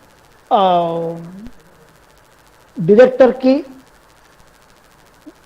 ज्यादा कोशिश ये होती है कि साथ में काम करने वाले जो भी आर्टिस्ट है उन्होंने हमारा स्क्रिप्ट अच्छी तरह से लर्न किया हुआ होना चाहिए। इसमें एक सीधी बात मैं कहूंगा कि भाई डायरेक्टर ने कभी भी किसी आर्टिस्ट को लर्न करने के लिए कभी भी आग्रह नहीं करना चाहिए। मेरी अपनी खुद की यह धारणा है कि भाई राइटर जो स्क्रिप्ट देता है उस स्क्रिप्ट का शब्द और शब्द, वर्ड और वर्ड वैसे के वैसे आना चाहिए, जरूरी नहीं है। उस विषय का आशय जो होता है वो ऑडियंस तक पहुंचना ये हमारी जिम्मेदारी होती है। शब्दों में बदलाव आया तो भी चलता है। तो ये फ्रीडम, ये स्वतंत्रता आर्टिस्ट को देना इस डायरेक्टर की बड़ी जिम्मेदारी है। बहुत से डायरेक्टर इस तरह की जिम्मेदारी नकारते हैं, देते नहीं है कि हम कह रहे हैं ना कि राइटर ने जो शब्द दिए हुए उन्हीं शब्दों को आप लर्न करना चाहिए, उन्हीं शब्दों को आपको लर्न करना पड़ेगा। इसमें दिक्कत यह है कि जो भी हमारा परफॉर्मेंस होता है वो परफॉर्मेंस में जो सहजता आनी चाहिए, जो ईज होना चाहिए, वो सहजता, वो ईज हमारे परफॉर्मेंस में दिखता नहीं है। उसका कारण ऐसा है कि डायरेक्टरों ने हमारे आर्टिस्टों को आर्टिस्ट न रहते वक्त पपेट्स बना के रखा हुआ होता है। तो as a director, as a निर्देशक हमारी जिम्मेदारी बनती है कि हमारे साथ काम करने वाला कोई भी आदमी, कोई भी कलावंत, कोई भी आर्टिस्ट के पपेट्स ना बने। क्योंकि भाई जो आपके साथ जुड़ के काम करता है वो एक जिंदा इंसान होता है, उसके मस्तिष्क में अपनी खुद की एक सोच होती है। तो उसका जिंदापन कायम रख के, उसके जिंदापन को साथ लेके अपनी कलाकृति को खड़ा करना, यही तो सबसे बड़ा चैलेंज निर्देशक का होता है, ना कि उसे पपेट्स बनाना। मेजॉरिटी लोगों की ट्रीटमेंट ऐसी होती है कि हम जो कहेंगे वही आपको करना पड़ेगा, ऐसा नहीं होता है। इसलिए रंगमंच के ऊपर हम ये विश्वास रखते हैं कि सभी को साथ में लेके, सभी को साथ में तभी लिया जाता है जब डायलॉग बनता है।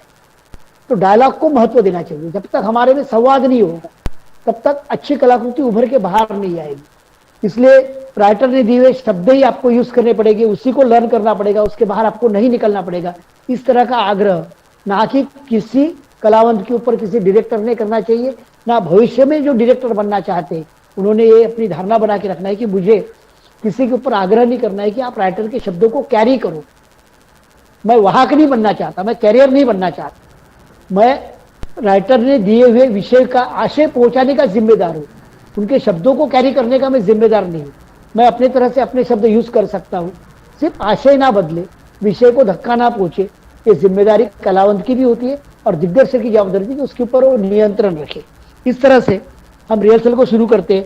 इस प्रोसेस से अगर हम जाते हैं तो अच्छा डायरेक्टर करके हम आगे में उभर के आ सकते हैं, हम रंगभूमि को अच्छी तरह से काम कर सकते हैं। अब एक दिक्कत यह है कि जिस वर्तमान परिस्थिति से हम चल रहे हैं, ये वर्तमान परिस्थिति बहुत ही विकट है। एक बहुत बड़ा कोविड-19 का पॉज है। ये कोविड-19 का जो पॉज है बहुत बड़ा पॉज है। इतना बड़ा पॉज आज तक मानवीय जीवन में इस तरह से नहीं आया था।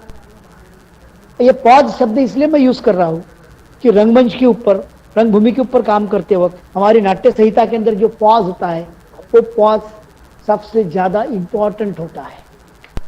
मैं कितना भी ब्लॉकिंग कर लूं, मैं कितने भी मूवमेंट निकाल लूं, मैं कितनी भी अच्छी अच्छी प्रोफाइल स्टेज के ऊपर खड़ी करूं, लेकिन दो संवादों के बीच में की जो जगह होती है उस जगह को अगर मैं ढूंढ नहीं पाया एज ए डायरेक्टर तो मैं मेरे संहिता को, मेरे विषय को न्याय नहीं दे पाऊंगा।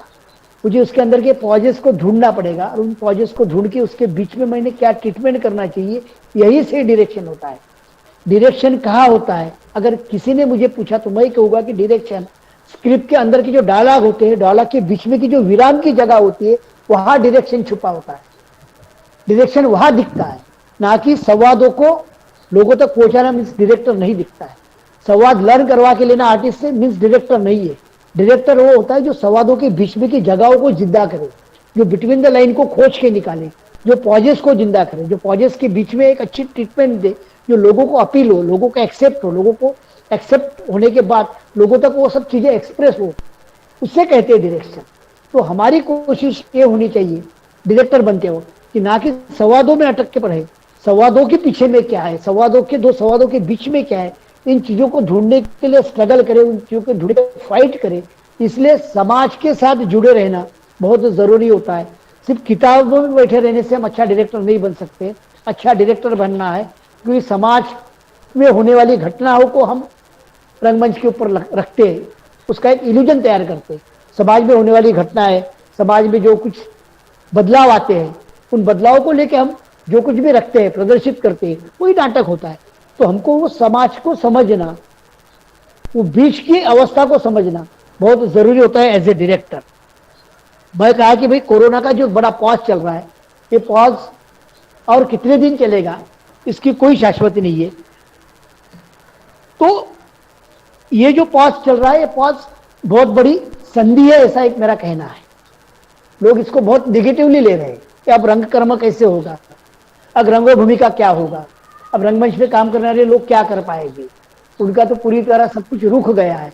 मेरा कहना है कि कोई भी इस तरह की अवस्था जब आती है मानवीय जीवन में तो एक संधि लेकर आती है। ये एक संधि है, ऐसा मेरा कहना है।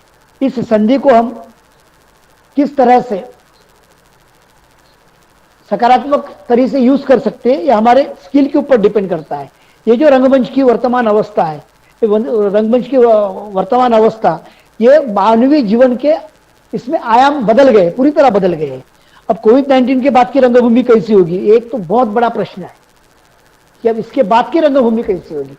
अब फॉर एग्जांपल अब हम वेबिनार ले रहे हैं। आज कॉन्स्टेंटली मैं देख रहा हूं कि पिछले 2 या 3 महीने से सभी तरफ वेबिनार चल रहे हैं। वेबिनार का एक धड़ाका आया हुआ है, जो तो वेबिनार ले रहे हैं, कोई जूम के ऊपर ले रहा है, कोई यूट्यूब के ऊपर ले रहा है, कोई फेसबुक के ऊपर ले रहा है। तो ये रंगमंच से टूटने के बाद की अपने आप को रिलैक्स रखने की, अपने आप को रंगमंच से जुड़े रखने की कोशिश है। ये कोशिश है, अच्छी बात है।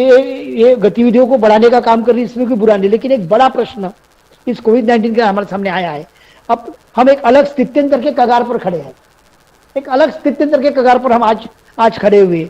इस स्थित्यंतर के कगार पर खड़े होने के बाद भी आने वाला समय पुनरुत्थान का समय होगा, मेरा विश्वास है। आज हम स्थित्यंतर के कगार पे खड़े हैं, लेकिन फिर भी आने वाला जो समय है, आने वाला समय पुनरुत्थान का समय होगा, ऐसा मेरा खुद का विश्वास है। इसका कारण ऐसा है कि इस अवस्था में पारंपरिक रंगमंच की प्रक्रिया को हमें छोड़ना होगा। मैं क्यों कहता हूं कि यह संधि है? ये पारंपरिक रंगमंच की प्रक्रिया को छोड़ने के लिए बहुत ही सरल और बहुत ही सकारात्मक अवस्था है, ऐसा मेरा खुद का विश्वास और धारणा है। ये पारंपरिक रंगमंच को छोड़ के कुछ नया करने का, कुछ नया खोजने का आह्वान आज आपके और हमारे सामने आया हुआ है। अब जब हम नया खोजते हैं तो नया खोजते वक्त कुछ नए स्रोत भी, क्रिएटिविटी के, सृजनशीलता के नए स्रोत हमें उपलब्ध हो सकते हैं। क्योंकि रंगमंच नाटक के 3 मूलाधार होते हैं। ये 3 मूलाधार के ऊपर नाटक खड़ा होता है। उसमें का पहला मूलाधार होता है दैहिकता, दूसरा प्रत्यक्षता और तीसरा होता है सामूहिकता। दैहिकता, प्रत्यक्षता और सामूहिकता ये नाटक के 3 मूलाधार हैं। आज इन 3 मूलाधारों को बड़ा धक्का पहुंचा हुआ है, लेकिन फिर भी हम कहते हैं कि इस स्थित्यंतर के बाद आने वाले दिनों में हमें बहुत अच्छी संधि उपलब्ध होकर मिलेगी, ताकि उसे हमें खोजना है, उसे डिस्कवर करना है, नए तरह से हमें नए स्रोत पैदा करना है।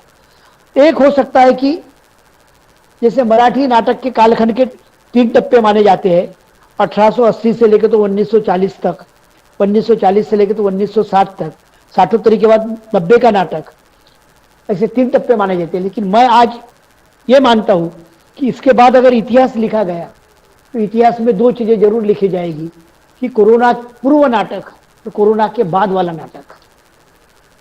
इस कगार पर आज हम हैं कि कल अगर इसका कहीं इतिहास में अगर उल्लेख होता है तो रंगभूमि के इतिहास में ऐसा लिखा जाएगा कि कोरोना पूर्व नाटक कैसे था, तो कोरोना के बाद वाला नाटक कैसे था, कोरोना के बाद वाला नाटक कैसे, कोविड-19 के बाद का नाटक कैसे। इसलिए नए स्रोतों को पैदा करने की बड़ी जिम्मेदारी आज आप और हमारे लोगों के ऊपर आई है।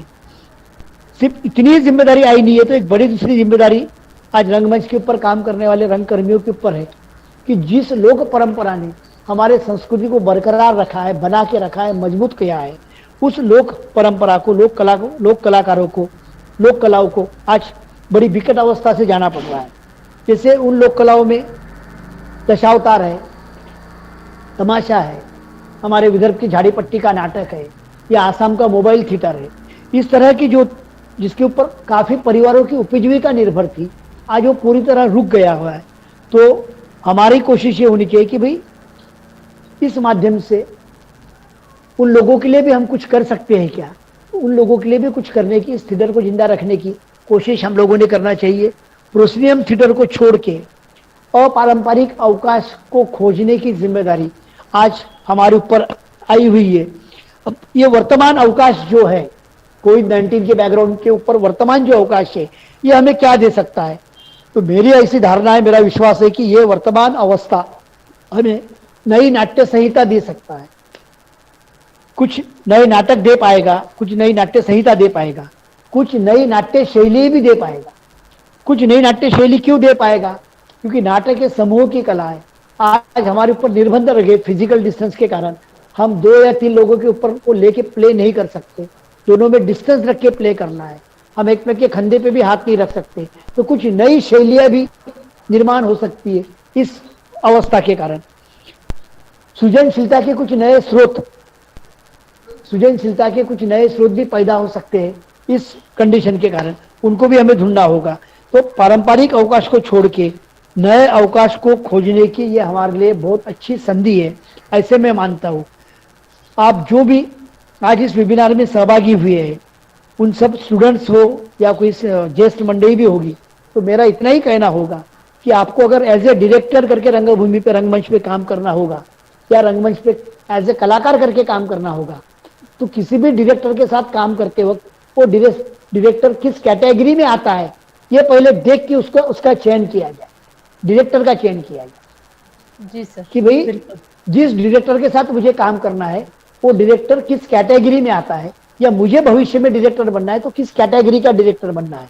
तो कुछ डायरेक्टर के प्रकार है जो हमने निकाले हुए हैं। ये डायरेक्टर के प्रकार में, निर्देशक के प्रकार में पहला प्रकार होता है राइटर डायरेक्टर, जिसके दिमाग में कोई एक आधी चीज आती है, वो खुद ही नाटक का स्क्रिप्ट लिखता है, मैंने स्क्रिप्ट लिखा है इसलिए मैं ही डायरेक्टर बनूंगा, और खुद ही 4 लोगों को इकट्ठा करके वो प्ले खड़ा करता है, उसको हम राइटर डायरेक्टर कहते हैं।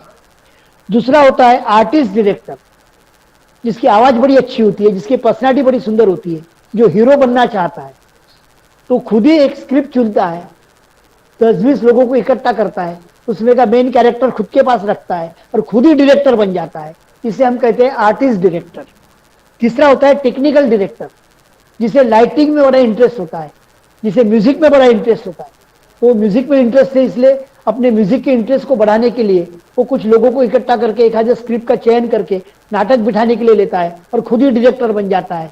वो टेक्निकली परफेक्ट होता है लेकिन डायरेक्टर का उसे कोई ज्ञान नहीं होता है, लेकिन फिर भी वो खुद डायरेक्टर बनता है, उसे हम कहते हैं टेक्निकल डायरेक्टर।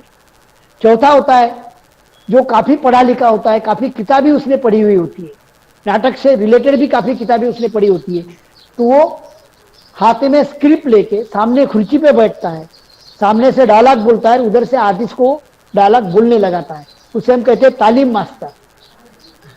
तो सिर्फ रिहर्सल ही लेता है, उससे ज्यादा वो कुछ नहीं कर सकता। और पांचवा डायरेक्टर है जो पहले दिन रात को अपने घर में लैपटॉप के ऊपर बोलो या मोबाइल के ऊपर बोलो या टीवी के ऊपर बोलो, बाहर से सीडी लाके नाटक देखता है, दूसरे दिन जाके उसी तरह के नाटक बिठाता है, या कोई फेस्टिवल में नाटक देखता है या किसी कंपटीशन में नाटक देखता है, वहां से वो संहिता लेके आता है और उसी को उसी तरह से कॉपी करता है, जिसे हम रबर स्टैम्प दिग्दर्शक कहते हैं। और छठवां होता है डिक्टेटर डायरेक्टर, जो कहता है कि भाई इस क्षेत्र में मेरी काफी पढ़ाई हुई है, इस क्षेत्र में मैं काफी अनुभवी हूं, इस क्षेत्र में मैंने काफी शिक्षा प्राप्त की है, इसलिए मैं जो कहूंगा वही पूर्व दिशा है। और वो सामने खुर्ची डाके बैठता है, वो डिक्टेट करता है और आर्टिस्ट को कहता है कि मैं कहूँ वही आपको करना पड़ेगा। इसे कहते हैं डिक्टेटर डायरेक्टर, इसे हम मराठी में कहते हैं हुकुमशाह दिग्दर्शक, हुकुमशाह निर्देशक। तो इन कैटेगरी का डायरेक्टर हमें बनना है या हमें क्रिएटिव डायरेक्टर बनना है। क्रिएटिव डायरेक्टर का मतलब होता है जो समाज के किसी एक विषय को चयन करके अपने साथ जुड़े हुए कलाकारों को साथ में लेके बैठता है, उनके साथ डायलॉग करता है। वो किसी भी प्ले को खड़ा करने के पहले, एज ए डायरेक्टर बनने के पहले, वो अपना ईगो का बलून अपने ही पिन से पहले ब्लास्ट करता है। अच्छा डायरेक्टर बनने के लिए ईगो का बलून फोड़ना बहुत जरूरी होता है। हम ईगो के बलून को साथ में लेके अच्छा डायरेक्टर नहीं बन सकते। आज मेजॉरिटी लोग ईगो के बलून अपने कमर को बांध के डायरेक्टर गिरी करते हैं, जिससे जो नए आने वाले जो आर्टिस्ट थे उन बेचारों के साथ अन्याय होता है। तो मुझे ईगो अपना बाजू में रखना पड़ेगा। मैंने कितनी शिक्षा प्रदान की है, कितनी शिक्षा प्राप्त की है, मैं इस क्षेत्र में कितना ज्ञानी हूं, इससे हमें कोई संबंध नहीं है। आप हम लोगों को साथ में लेके कैसे चलते हो, इसको ज्यादा मायना रखना पड़ता है। इसलिए मैं अपने ईगो के सभी फूगों को फोड़ के एक क्रिएटिव डायरेक्टर बनने की कोशिश हम लोगों ने करनी चाहिए, जो डायलॉग को ज्यादा महत्व देता है, जो स्वतंत्रता को, फ्रीडम को ज्यादा महत्व देता है। इसलिए आज हम कहते हैं कि अपारंपरिक थिएटर को छोड़ के डिवाइस थिएटर की तरफ जाना बहुत जरूरी है। अब हमें डिवाइस थिएटर को स्वीकार करना पड़ेगा। हमने तो काफी पहले डिवाइस थिएटर से स्टार्ट कर लिया, हमारा एग्रो थिएटर ही डिवाइस थिएटर की प्रोसेस से काम करता है। ये वेबिनार की संचालिका जो है डॉक्टर सुरभि विप्लव, इनके साथ 4 साल या 5 साल पहले हमने एक प्ले किए थे, प्योरिटी अबाउट वर्जिनिटी। जी सर। हमने सिर्फ उनको विषय बताए थे कि इस तरह से कुछ समाज में होता है तो इसके ऊपर हम कुछ कर सकते हैं क्या। तो 3-4 लड़कियां इकट्ठा आके हमने उनको सिर्फ एक गाइडलाइन दिए थे कि कुछ लड़कियों के आप इंटरव्यू लीजिए, कुछ सर्च कीजिए, कुछ पत्रिकाएं सर्च कीजिए, कुछ यूट्यूब पे जाके इस विषय के ऊपर की जानकारी निकालीजिए, कुछ मेडिकल साइंस की तरफ से इसकी जानकारी निकालीजिए और इस विषय को लेके हमें एक अच्छा सा स्क्रिप्ट बनाना है। तो सबको साथ लेके 8 से 10 दिन तक हमने इसके ऊपर काफी विचार विमर्श किया था, काफी संवाद किया था, काफी डायलॉग किए थे, उसमें से ड्राफ्ट बना था और बाद में वो कलाकृति खड़ी हुई थी 45-50 मिनट की, प्योरिटी अबाउट वर्जिनिटी, जिस ड्रामा को काफी सराहा गया है। आज भी पूछा जाता है कि भाई उसके शो नहीं होती है क्या हरीश सर। तो ये होता है डिवाइस थिएटर। जिसमें सभी के भावनाओं को महत्व दिया जाता है, जिसमें सभी के विचारों का स्वीकार किया जाता है, जिसमें सभी का रिस्पेक्ट किया जाता है। रंगमंच रिस्पेक्ट की भूमि है, रंगमंच सम्मान की भूमि है, रंगमंच स्वतंत्रता की भूमि है। हमारी दिक्कत ऐसी है कि हम रंगमंच की का ऊपर का रिस्पेक्ट ही सब कुछ छोड़ देते हैं। मैं बड़ा हूं तो मेरा ही रिस्पेक्ट सबने करना चाहिए। हम ये चाहते कि एक छोटी बच्ची भी हमारे साथ काम करती है तो उसका भी अपना रिस्पेक्ट है। कोई वयोवृद्ध आदमी का काम करता है तो उसका भी हमारा एक रिस्पेक्ट है। कोई सेट के ऊपर खिले ठोकने वाला हमारे साथ बैक स्टेज में हो तो उसका भी अपना रिस्पेक्ट है। सभी का रिस्पेक्ट संभालना, यही तो रंगभूमि का मूल है, यही उसका मूलाधार है। क्योंकि रंगभूमि का सम्मान, रंगभूमि का रिस्पेक्ट हम नहीं करेंगे तो हम समाज का रिस्पेक्ट कैसे करेंगे? क्योंकि समाज का एक छोटा सा रूप बोले तो रंगभूमि होती है, स्टेज होता है, थिएटर होता है। जिसे हमने कहा कि इस समाज के व्यक्तित्व बनाने का काम ही रंगभूमि करती है। तो जब समाज के व्यक्तित्व को उभारने का काम, निखारने का काम अगर रंगभूमि करती है तो रंगभूमि के व्यक्तित्व को संभालने की जिम्मेदारी रंगभूमि के ऊपर काम करने वाले लोगों की होती है। और उसमें सबसे ज्यादा जिम्मेदारी होती है डायरेक्टर की। इसलिए डायरेक्टर ने अपने ईगो के बलून को फोड़ना बहुत जरूरी होता है। आप में से जो भी निर्देशक बनना चाहते हो, उन लोगों ने इस वेबिनार के माध्यम से जो भी ऊर्जा मैंने आपके ऊपर खर्च की है, उसके बदले में अगर आप कुछ मुझे देना चाहते हो तो आज इसी वक्त आप अपने ईगो के बलून फोड़ने का संकल्प करोगे, यही आपकी तरफ से मुझे मिली हुई बड़ा सर्टिफिकेशन होगा, ऐसे मैं मानता हूं। और एक क्रिएटिव वे की तरफ से, क्रिएटिव वे पे जाने की कोशिश हर रंगमंच के निर्देशक ने करनी चाहिए। उसको इस तरह से सब मनोविज्ञान समझ लेना चाहिए, सामाजिक अवस्था को समझ लेना चाहिए, समाज को समझ लेना चाहिए कि जिस समाज के तबके से मैं अपनी संहिता को चुनता हूं। और दूसरी बड़ी बात कि जो संहिता ऑलरेडी रंगमंच के माध्यम से हो चुकी है, समाज तक पहुंच चुकी, वही वही बार बार करने का ख्याल भी हमने थोड़ा दूर रखना चाहिए। हम वही करते। अब मैं देखता हूं छोटी मुंह बड़ी बात होगी, छोटी मुंह बोलने का कोई कारण नहीं, क्योंकि सभी बड़े सभी छोटे हैं। लेकिन आज वर्तमान परिस्थिति में भी हम देखते आ रहे हैं, पिछले कुछ विगत दिनों से भी देखते हैं, बड़े बड़े इंस्टीट्यूट में, बड़े बड़े जगह पे वही वही प्ले करते हैं। जैसे तेंदुलकर जी का प्ले कर दिया, घासीराम कोतवाल कर दिया, या हयवर्धन कर दिए, या तुम्हारा तुगलक कर दिए। तो ये करने वाला ही बोले तो नाम वो डायरेक्टर बड़ा होता है। तो परंपरागत स्क्रिप्ट करने वाला ही डायरेक्टर बड़ा नहीं होता। गलत फहमी है ये बहुत बड़ा गैर समझ है, ये बहुत बड़ी गैर फहमी है कि प्रसिद्ध नाटक करे यानी तुम डायरेक्टर बनते हो। नई चीज सही मायने में डायरेक्टर होता है। वही चीजें, वही पुरानी चीजें, उन्हीं चीजों को अगर वो ये चीजें करने से हम एज ए डायरेक्टर करके सिद्ध हो पाएंगे, ये भी धारणा को हमें दूर करना पड़ेगा। वो चीजें गलत है ऐसा मैं नहीं कहता, वो भी करना चाहिए, लेकिन आधे अधूरे तुगलक, घासीराम कोतवाल, बेबी, सखाराम बाइंडर ये नाटक किए बोले तो मैं डायरेक्टर, ये जो गलत धारणा है इससे हमें बाहर निकलना पड़ेगा। हमें नए विषयों को खोजना पड़ेगा। नए विषय बहुत से पढ़े, हमारे इर्द गिर्द काफी विषय पढ़े, महिलाओं से संबंधित विषय पढ़े, हमारे परिवार से कितने विषय, हमारे युवाओं के कितने विषय, इतने सारे विषय हमारे सभी तरफ फैले हुए, उनको लेके डायलॉग के माध्यम से, चर्चा के माध्यम से कुछ सर्चिंग करके डिवाइस थिएटर फॉर्म में जाके नए संहिताओं को लाके रंगभूमि को और मजबूत करने की जिम्मेदारी हमारे ऊपर आती है। इसलिए हमें क्रिएटिव डायरेक्टर प्रोसेस में जाना जरूरी है। मैं आप लोगों से विनंती करूंगा कि जब भी भविष्य में आप किसी के साथ काम करना चाहते हो तो क्रिएटिव डायरेक्टर के साथ काम करने का आग्रह अपना बना रखे। और कभी आपको डायरेक्टर बनना है तो आप भी क्रिएटिव डायरेक्टर बनने का ही आग्रह अपने आप से कीजिए, तो ही हमारी रंगभूमि सशक्त, बलशाली और मजबूत हो सकती है। क्योंकि रंगभूमि ये बदलाव की भूमि है, जागतिक इतिहास है, पूरी दुनिया का, वर्ल्ड का इतिहास है कि जब जब कभी बदलाव की बात आई है तब रंगभूमि का योगदान रहा है। जब जब परिवर्तन की बात आती है तब रंगभूमि का योगदान आया है। जब जब किसी क्रांति की बात होती है तो ये रंगभूमि के माध्यम से उसकी शुरुआत होती है। इसलिए बदलाव की भूमि रंगभूमि कही जाती है, क्रांति की भूमि रंगभूमि कही जाती है, परिवर्तन की भूमि रंगभूमि कही जाती है। इसलिए जब इतने सब चीजों की भूमि अगर रंगभूमि कहती है तो उस भूमि का पोषकता को टिकाना है तो हमें सृजनशीलता का ही स्वीकार करना पड़ेगा। अगर हम सृजनशीलता को नकारते हैं तो हमारी भूमि और कमजोर बनती जाएगी। उसे मजबूत करना ये आप सब हमारी जिम्मेदारी है।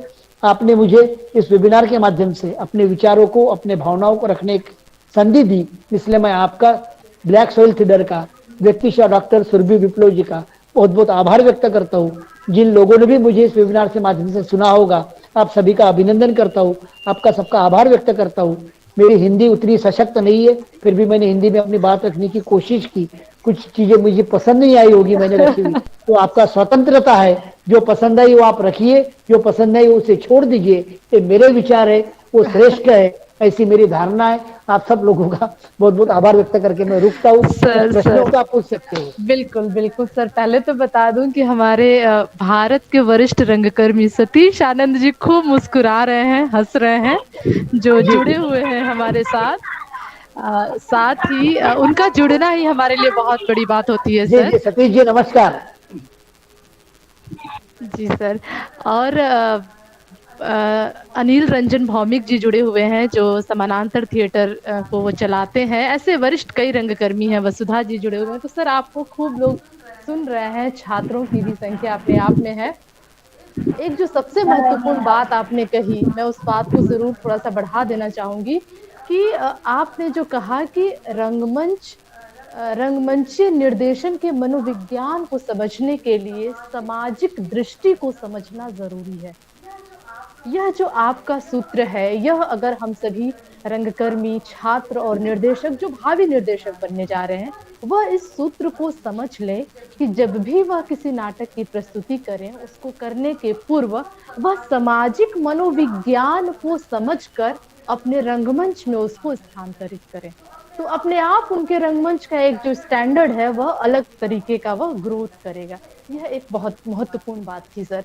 दूसरी एक महत्वपूर्ण बात, आपने रेखाओं से मनोविज्ञान को बताया। यह एक नई बात हमारे छात्रों के लिए थी, खासकर कि रेखाएं कैसे चरित्र के मनोविज्ञान को अभिव्यक्त करती हैं। सर आपका एक मशहूर नाटक जो मैंने देखा है हाल फिलहाल में, 13, तो मैं चाहूंगी कि थोड़ी सी चर्चा अगर आप उस 13 नाटक के बारे में कर दें। उसके जो कलाकार जुड़े, जो एक कहानी है, खैर उसकी जी प्रस्तुति तो बहुत ही शानदार थी। उसके बाद जी जो जी हमारे छात्रों की जिज्ञासाएं होंगी वो हम रख लेंगे सर।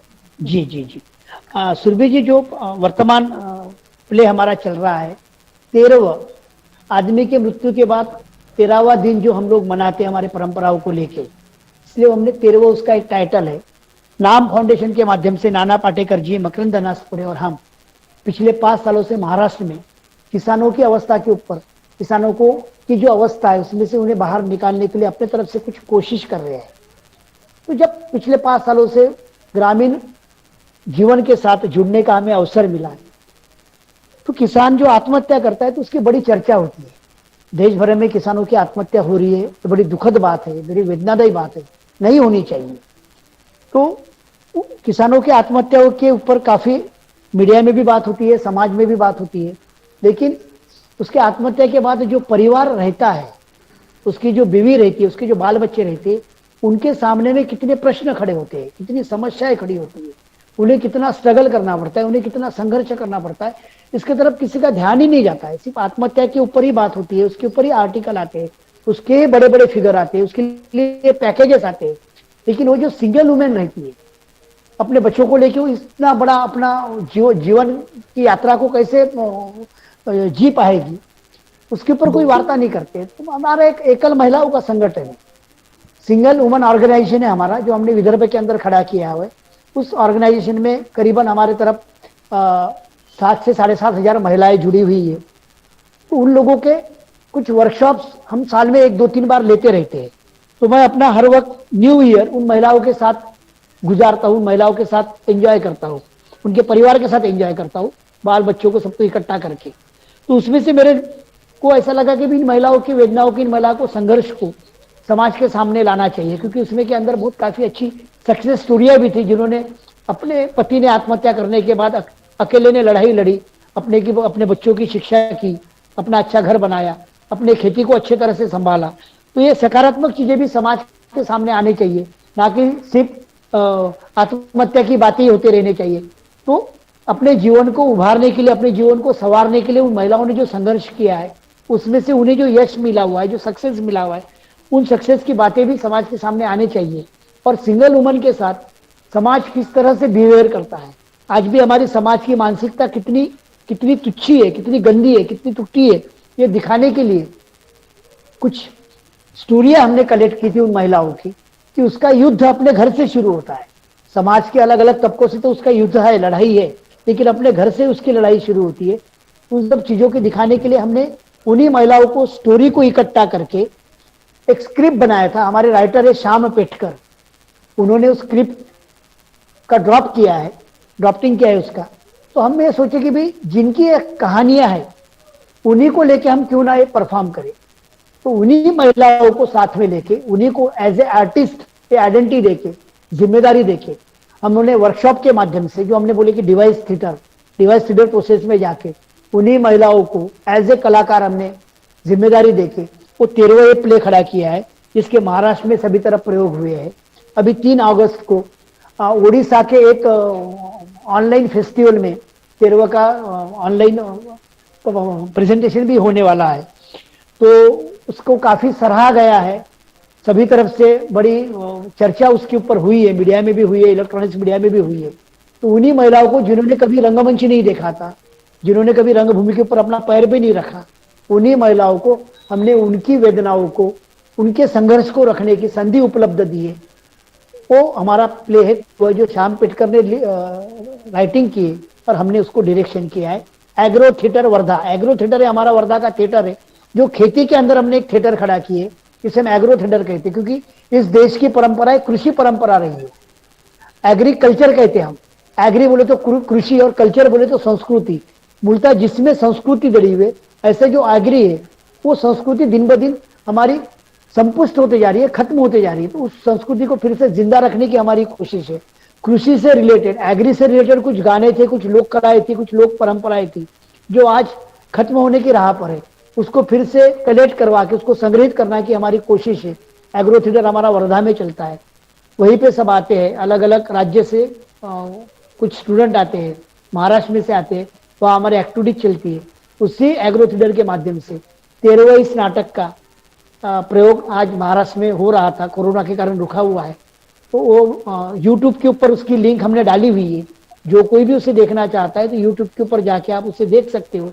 लोकगीतों का उसमें एक सहयोग लेके, एपिक थिएटर का सपोर्ट लेके हमने वो प्ले खड़ा किया हुआ है 13वां।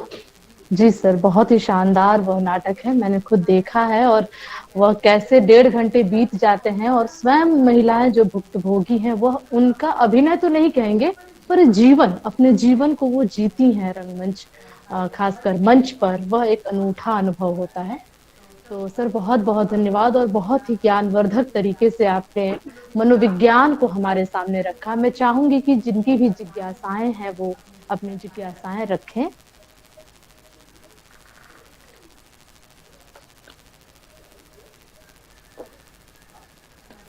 हमारे बीच जॉय हैं ब्लैक स्टार थिएटर से, अश्विनी है, हाँ नंदलाल, हाँ नमस्कार। हाँ जॉय। सबसे पहले नमस्कार तो इतना नंदलाल जी। सुंदर जी हाँ जी जी सर, मेरा नाम जयदेव है। मैं जयदेव बोल छात्र रहे हैं। हूँ। जी जी जी, जयदेव जी, दास सर जी। जी सर। सबसे पहले तो सर आपका मतलब बहुत बहुत स्वागत, बहुत बहुत अभिनंदन। आपने एक अच्छा विषय हमारे सामने रखा। जब ये विषय आया था उस समय भी मैं सोच रहा था कि ये किस तरह से आप रखेंगे, लेकिन जिस तरह से आपने कहा है मतलब पूरी तरीके से हमारे अंदर तक बैठ जाए, जो भी रंगमंच से जुड़े हुए हैं वो लोग इसको समझ सकते हैं कि ब्लॉकिंग और बिजनेस कितना महत्वपूर्ण रखता है पूरे नाटक में। सर मेरा प्रश्न ये है कि आपने अभी बताया कि शुरू में ही कि जब समाज स्वीकार करता है तो उसे हम सामने की ओर करते हैं, और जब जिसे नकारता है उसे हम लोग छुपाने की कोशिश करते हैं, पीछे की ओर करने की कोशिश करते हैं, ऐसी जगह करते हैं जहाँ पे समाज उतनी तरीके से जब नहीं एक्सेप्ट करता है जिस चीज को। ठीक है, तो सर कुछ चीजें जैसे मृत्यु है और अत्याचार है, तो नाट्यशास्त्र में इसकी पूरी तरीके से मनाही है। इसको आप किस नज़र से देखते हैं? ये तो उसी मानसिकता को ही दर्शाता है कि जिसे नहीं देखा जाता उसे नहीं ही दिखाना चाहिए, बस सूचना दे देनी चाहिए। तो इसको आप कैसे लेते हैं इस बात? नहीं, समाज में होने वाली जो अत्याचार की घटनाएं हैं, हेलो आवाज आ रही है?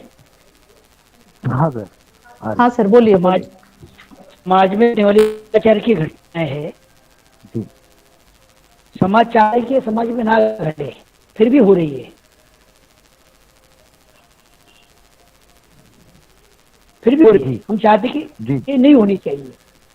इसका जी मतलब ऐसा नहीं कि भाई हो रही है, इसका मतलब उसको प्रेक्षक के ज्यादा नजदीक की जाए।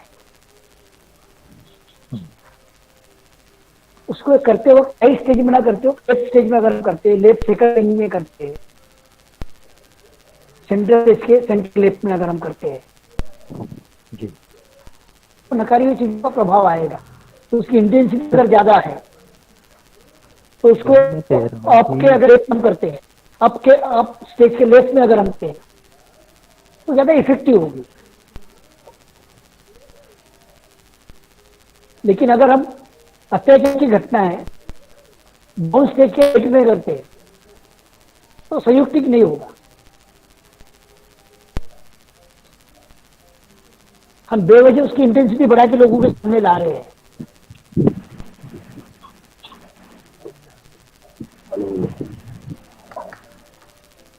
हेलो हाँ सर, मैं हेलो सुन रहा हूँ। हाँ हाँ सर, जी बोलिए जी बोलिए हाँ सर, सुन रहा आवाज आ रही है। हाँ बोलिए सर। जी बेवजह उसको राइट में परफॉर्म करके होता है। काफी डायरेक्टर ऐसे करते हैं कि अत्याचार की घटना है, मारपीट की घटना है, लोगों के ऊपर हैमर करने के लिए ज्यादा फ्रंट पे लाके करते हैं।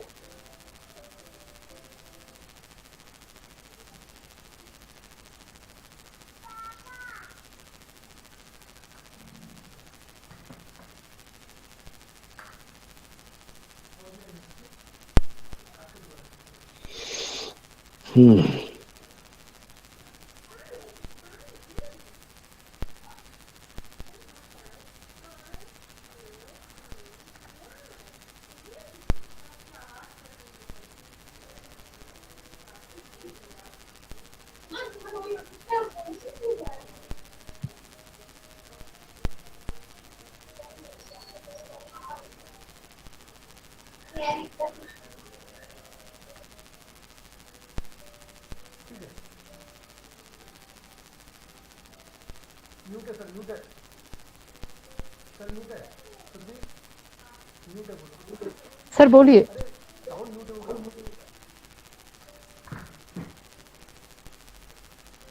मुझे लगता है नेटवर्क की थोड़ी समस्या हो गई है सर, पुनः जुड़ेंगे हमारे साथ। आवाज आ रही है क्या मेरी? जी सर, आ रही है सर, आ रही ठीक है, है सर। बोलिए। हाँ, तो बेवजह से राइट में फ्रंट में लाके करके उसकी इंटेंसिटी बढ़ाना एज ए डायरेक्टर मेरी जिम्मेदारी कि मैंने ऐसा नहीं करना चाहिए। मैं समाज को अच्छा बनाना चाहता हूँ रंगभूमि के माध्यम से, कि समाज के अंदर जो गलत चीजें हो रही है उससे दिखाना चाहता हूँ। मेरी व्यक्तिगत धारणा ऐसी है कि समाज के अंदर जो चीजें हो रही है गलत, वो दिखाने के लिए मैं नहीं रंगभूमि पे काम कर रहा हूँ। समाज को अच्छा अच्छा बनाने के लिए मैं काम कर रहा हूँ। मेरी कोशिश ये होनी कि समाज अच्छा बनते जाए। इसलिए समाज में होने वाली गलत चीजें भी मैं दिखाता हूँ, तो मैं उसकी इंटेंसिटी कम करवा के दिखाना मेरी जिम्मेदारी समझता हूँ। बाकी जी जी सर। अनिल रंजन सर मुझे लगता है कुछ कहना चाहते हैं, उन्होंने अपना वीडियो ऑन किया है। जी सर कहिए।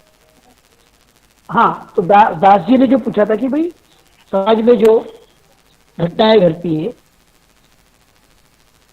उसका मैंने आंसर दिया। उनका कहना क्या है?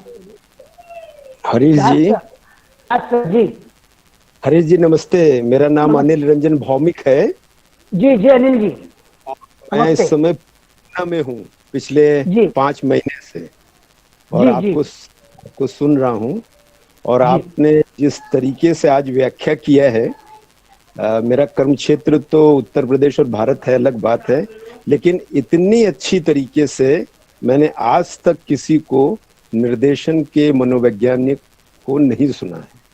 जी तो जी सर, बहुत बहुत बहुत बहुत धन्यवाद। बहुत बहुत साधुवाद। और लग रहा है कि मराठी रंगमंच कितना रिच है, ये आपकी बातों से लग रहा है कि आप जैसे व्यक्ति जब नए लोगों को एकदम बेसिक तरीके से आपने, मेरे ख्याल से जो भी नया विद्यार्थी निर्देशन में आना चाहता है उसको ये एक कैप्सूल की तरह ये अगर आप वीडियो मिल जाएगा तो उसको सारी व्याख्याएं हो जाएंगी।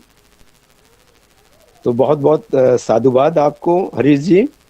दूसरा ये था, अभी आपने बताया कि आप नाम संस्था से जुड़े हुए हैं। जी सर, जी बोलिए सुनाई सर, पड़ बोलिए, मैं उनको। हाँ सर आप बोलिए, वो फिर से जुड़ेंगे, मैं उनको रिपीट कर दूंगी। सर बताइए आप। कहाँ जुड़ रहे हैं? सर वो जुड़ सुन रहे हैं तो जाएंगे। हाँ, अच्छा अच्छा आप बोलिए सर, आप बोलिए। अच्छा अच्छा। तो उनसे मेरा ये हाँ, जुड़ कहना है गए, जुड़ कि गए। जुड़ गए। हाँ हाँ हरीश जी सुन पा रहे हैं? सर, म्यूट है आप, उसको अनम्यूट कर दीजिए सर। अच्छा हम हरीश सर, नहीं आप अच्छा ठीक है हरीश सर, आप ठीक है, हरीश ठीक सर है। अनम्यूट कर दीजिए। हाँ सर, बोलिए आप। हाँ हरीश जी सुन पा रहे हैं मुझको? हाँ जी जी, सुन पा रहा हूँ, सुन पा जी। रहा हूँ। हाँ हरीश जी, मेरा सौभाग्य है कि मैंने नाना पाटेकर की जी के साथ 2000 में 8 फिल्म में काम किया है, उत्तर जी जी प्रदेश में जी रह जी के।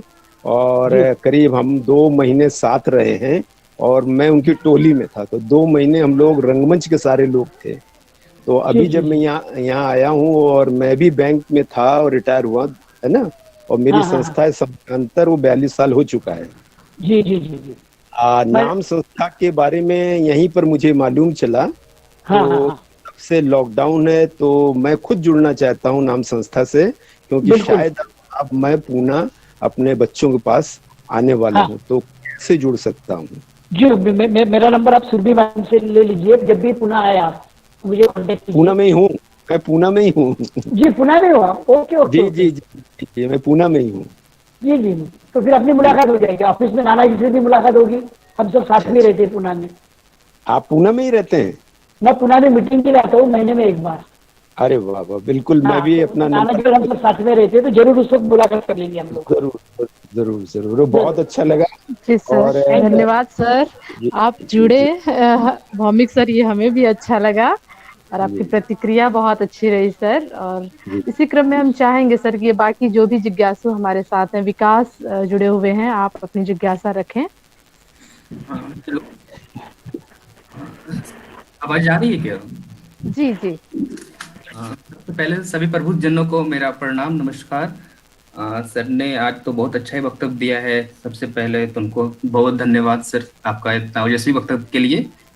सर आपने जिस तरह से मतलब नया नया चीजों को बताया है, जो रंगमंच से जुड़ा हुआ जो तकनीकी पक्ष है जिसे लोग नहीं जान पाते हैं, आप उन सब बातों पर रखा। जैसे कि ब्लॉकिंग के बारे, ब्लॉकिंग के 9 नियम है, गतिशीलता का क्या है, प्राण मतलब ये सब सारे जो जो आधारभूत संरचना होती है रंगमंच मंच के लिए, मतलब जो निर्देशक के तौर पे आना चाहता है उनके लिए सर। मैं सारी बातों को मैं अच्छे से सुन रहा था सर, इसमें से कुछ बातें हैं सर, मुझे लग रहा है कि उस पर अगर बात की जाए तो अच्छे हुआ सर। एक मतलब प्रकाशीय प्रभाव का क्या इफेक्ट पड़ता है सर, और दूसरा साउंड इफेक्ट का सर, ये दो बातें हैं, मतलब उसको मैं जानना चाहता हूँ सर गहराई के साथ, क्योंकि ये चीजें शायद नहीं हो पाई। तो उस पर अगर बात हो जाए तो सर बहुत बहुत धन्यवाद हो सर आपका। बहुत बढ़िया प्रश्न है आपका। प्रकाश व्यवस्था को कैसे मनोविज्ञान से जोड़ सकते हैं? हरीश सर, सर अनम्यूट कीजिए, म्यूट हो गया है सर आपका। सर आपकी आवाज नहीं आ रही है, उसको अनम्यूट कीजिए सर, स्क्रीन को टच करके एक बार।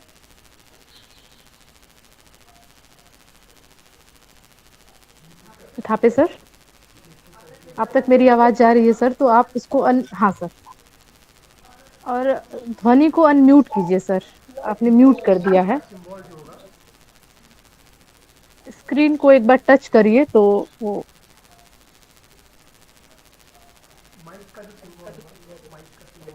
माइक का सिंबल है सर, उसको एक बार टच कर दीजिए आप, तो आपकी आवाज आएगी, लाल रंग से होगा वो।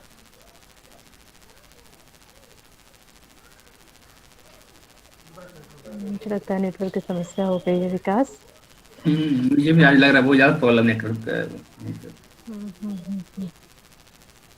पुनः जुड़ेंगे वो।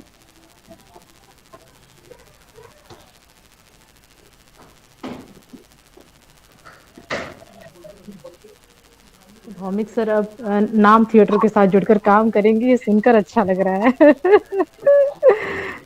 हेलो। हाँ सर। सुरभि, आपकी हाँ आवाज सर। नहीं आ रही मुझे। सर मेरी आवाज अभी अभी भी नहीं जा रही है कि जा रही है? सर आपकी आवाज आ रही है लेकिन साफ। इथापे सर आपकी आवाज आ रही है, मेरी आवाज विकास जा का रही है क्या? हाँ सर, आ रही है, आ रही है। हाँ, लेकिन विकास, मुझे प्रश्न समझ में नहीं आया क्या है तो। हाँ मैं बताती हूँ सर। विकास का प्रश्न यह मुझे था। प्रश्न नहीं समझ में आया। हाँ सर, मैं बोल रही हूँ, सुनिए। हेलो। हेलो। हाँ विकास बोलो। पुनः जी बोलते हैं। विकास जी। हाँ सर, सर फिर से बात करना सर। जिस तरह आपने सर ब्लॉकिंग के 9 नियम के बारे में बात किया, गतिशीलता या फिर शैली हो गया, या फिर आदर्श, मतलब बहुत सारे जो जो रंगमंचीय जो मूलभूत संरचना होती है उस पर बात किया जी सर। जी। पूछना चाहता हूँ सर कि रंगमंचीय में प्रकाशीय प्रभाव और साउंड जो इफेक्ट है उसका क्या महत्व है सर, इस निर्देशन के प्रक, तौर प्रकाश प्रकाश लाइट्स के बारे में बात कर रहे हो आप? पर? लाइट्स इफेक्ट और साउंड इफेक्ट्स। लाइट्स और साउंड इफेक्ट जी जी जी। वो है, नहीं नहीं ऐसा नहीं है, लेकिन कोशिश होनी चाहिए कि नेचुरल नॉइज जो होते हैं उनका उपयोग अगर हम ज्यादा से ज्यादा कर पाए तो ज्यादा। नाट्य शैली की किस चयन का आप, किस नाट्य शैली का आप चयन करते हैं उसके ऊपर डिपेंड करता है कि लाइट्स और साउंड आप किस तरह से यूज करोगे। जरूरत न होते हो अगर हम लाइट्स,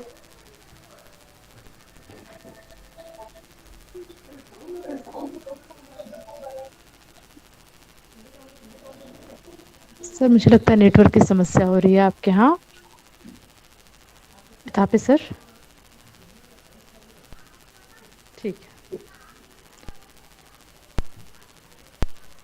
विकास, मैं सर का नंबर भी एक बार दे दूंगी आपको, तो अगर नेटवर्क में जुड़ जाते हैं सर तो ठीक है, नहीं जुड़ते हैं तो आप उनसे पर्सनली भी चर्चा कर सकते हैं। जी जी जी मैम, धन्यवाद। पे सर, मुझे लगता है वो नहीं जुड़ पा रहे हैं।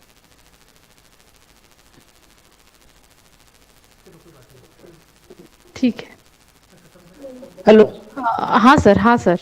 हाँ, तो टेक्निकल प्रभाव से अगर हमारे संहिता को हम अगर बढ़ावा देना चाहते हैं, है टेक्निकल डायरेक्टर जो लोग हैं वो करते हैं, नहीं ऐसा नहीं है। संगीतकार लाइट का अपना एक महत्व है रंगमंचीय परफॉर्मेंस में, लेकिन कितने प्रमाण में, किस प्रमाण में उसका यूज करना चाहिए, मैं किस शैली का चयन करता हूँ। विकास जी, जी जी जी आवाज आ रही है मेरी? जी, बिल्कुल आ मैंने रही है सर। मैंने जो कुछ नाट्य संहिता का चयन किया है, उस नाट्य संहिता को मैं किस शैली में लोगों के सामने में परफॉर्म करना चाहता हूँ, उस शैली के लिए मुझे मेरा साउंड कौन सा यूज करना है, लाइट्स कैसे यूज करने हैं। जी मेरे पास कारण न वक्त हो कि अगर मैं लाइट्स और साउंड को यूज ज्यादा कर दूं तो मेरा कंटेंट कहीं खत्म न हो जाए। आज वर्तमान परिस्थिति में रंगभूमि के ऊपर कंटेंट बेस्ड काम करना बहुत जरूरी है। जी टेक्निकल चीजों को हमने नहीं करना चाहिए ऐसा नहीं है, लेकिन हम टेक्निकल थिएटर की तरफ ज्यादा कौड़ बढ़ते जा रहा है। नया वेटेज है टेक्निकल थिएटर की तरफ ज्यादा जा रहा है। हम कहते हैं कि कंटेंट बेस्ड थिएटर, अभी कंटेंट बेस्ड को वैल्यू ज्यादा आया है। तो हमारे कंटेंट के लिए क्या चीज जरूरी है, कितनी जरूरी है, इसका एक यूज करते तो ज्यादा बेटर होगा। जी। सर एक बात और पूछना लाइट यूज था। करते वक्त विकास जी, एक मिनट, लाइट यूज करते वक्त मेरे सोर्स क्या है लाइट के, ये थोड़े अगर हम समझ लेते हैं तो नाटक को कैरी करने के लिए लाइट का बड़ा अच्छा सहयोग मिल सकता है।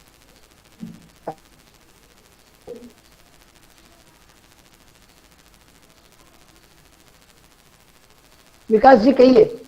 जी जी सर, ये मतलब धन्यवाद सर इसका आपके उत्तर देने के लिए सर।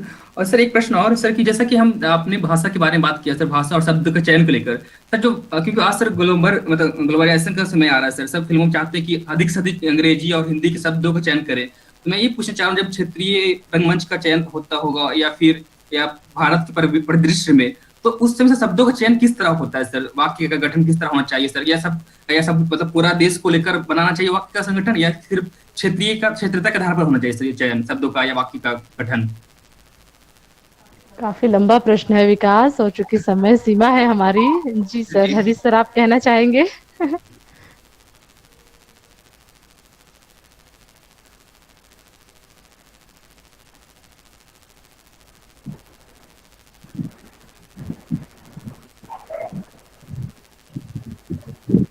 हेलो। हाँ इथापे सर। हाँ सर।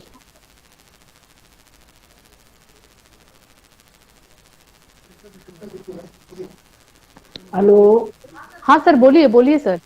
हाँ, बाहर टेक्निकल इशू काफी आ रहा है। हाँ सुरभि। सर, तो हाँ सर कोई बात नहीं, हम लोग यही समाप्त करते हैं। विकास जो जी कहिए। विकास, विकास। ठीक है सर, मैं दोबारा से पूछ रहा हूँ सर। सर मैं बात करना ही चाह रहा हूँ सर कि जब रंगमंचता, जब स्क्रिप्ट लिखा जाता है सर किसी का, तो जो स्क्रिप्ट की जो भाषा है सर, या शब्द का चयन होता है, वो किसी वर्ग को निहित करके हुआ होता है, या सर किसी के आधार पर होता है, या नहीं, फिर भूमंडलीय विषय विषय किस सामाजिक घटक से रिलेट करता है, किस क्षेत्र से बिलोंग करता है। जी अगर राइटर ने उस एक विशिष्ट एरिया से बिलोंग करने वाला अगर विषय का चयन किया है, वहाँ के कैरेक्टर अगर वो उस तबके से जुड़े, उस सामाजिक घटक से जुड़े हुए हैं, तो हमारी जिम्मेदारी बनती है कि उस भाषा को, फॉर एग्जाम्पल अगर मैं ट्राइबल एरिया के ऊपर अगर प्ले करता हूँ, ट्राइबल कम्युनिटी की कोई इश्यू को मैं लोगों के सामने लाना चाहता हूँ, अपनी भाषा में मैं उस विषय को रखूंगा तो मजा नहीं आएगी ऑडियंस को। वो प्ले देखते वक्त भी वो मजा नहीं आएगा जो आना चाहिए। हम बात रखते हो कि वो नहीं रख पाएगी जो हमें रखना है। तो कोशिश ये होनी चाहिए एज ए डायरेक्टर की कि जिस सामाजिक घटक से हमने विषय का चयन किया है, उन्हीं की भाषा को अगर हम कैरी करते हैं तो अलग अलग भाषाओं का मजा भी हम ऑडियंस तक जा सकते हैं। जी सर। और ये स्क्रिप्ट में ध्यान भी स्क्रिप्ट लिखते समय यह देना होगा कि किस आंचल का है, किस परिवेश, सामाजिक, राजनीतिक, आर्थिक क्या परिस्थितियां हैं। मुझे लगता है भाषा उस पर भी आधारित होती है ना विकास? तो ठीक है। बहुत धन्यवाद। हाँ, नंदलाल जी, चूंकि नेटवर्क की बहुत समस्या हो रही है, अगर आपकी कोई जिज्ञासा है तो आप इनबॉक्स कर दीजिए, नहीं तो शुभकामनाएं देना चाहते हैं तो दीजिए। जी नंदलाल जी। हाँ जी, नमस्कार। नमस्कार। हेलो। हाँ बोलिए बोलिए। हेलो। हाँ हाँ बोलिए सर जी। हाँ, ये मैं ये कहना चाह रहा हूँ कि सर जी ने आज जो भी बताया इतना अच्छा बताया कि आज तक मुझे 25 सालों में रंगमंच के बारे में किसी ने इतनी अच्छी जानकारी नहीं दी। जी शुक्रिया। और हाँ, हरी जी का बहुत बहुत धन्यवाद। जी। और इतनी अच्छी जानकारी, और पुराने और तुगलक वगैरह जैसे नाटक है, ये तो हर कोई कर सकता है। ये बहुत अच्छी बात बताई उन्होंने। हर कोई ही डायरेक्शन दे सकता है, मगर जो नई चीजों में डायरेक्शन देना बहुत बहुत बड़ी बात है और अच्छी बात बताई उन्होंने। जी। हालांकि मैं इनसे बहुत प्रभावित हुआ हूँ। धन्यवाद सर जी का।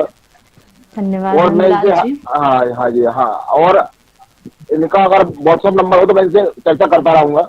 आप दे दीजिए मुझे। जी बिल्कुल बिल्कुल। तो बिल्कुल आपने जिस तरह से कहा नंदलाल जी की हाँ नवीनता के नाटककार और निर्देशक, हाँ मूलतः जो निर्देशक हैं वो हरीश थापे जी हैं। और हम लोग ये लगातार सुन रहे हैं, विगत डेढ़ घंटे हो गए हैं और अभी भी वो जिज्ञासा सबकी बनी हुई है। तो इथापे सर, चूंकि नेटवर्क की थोड़ी समस्या हो रही है तो हम लोग अपने कार्यक्रम को यहीं विराम देते हैं।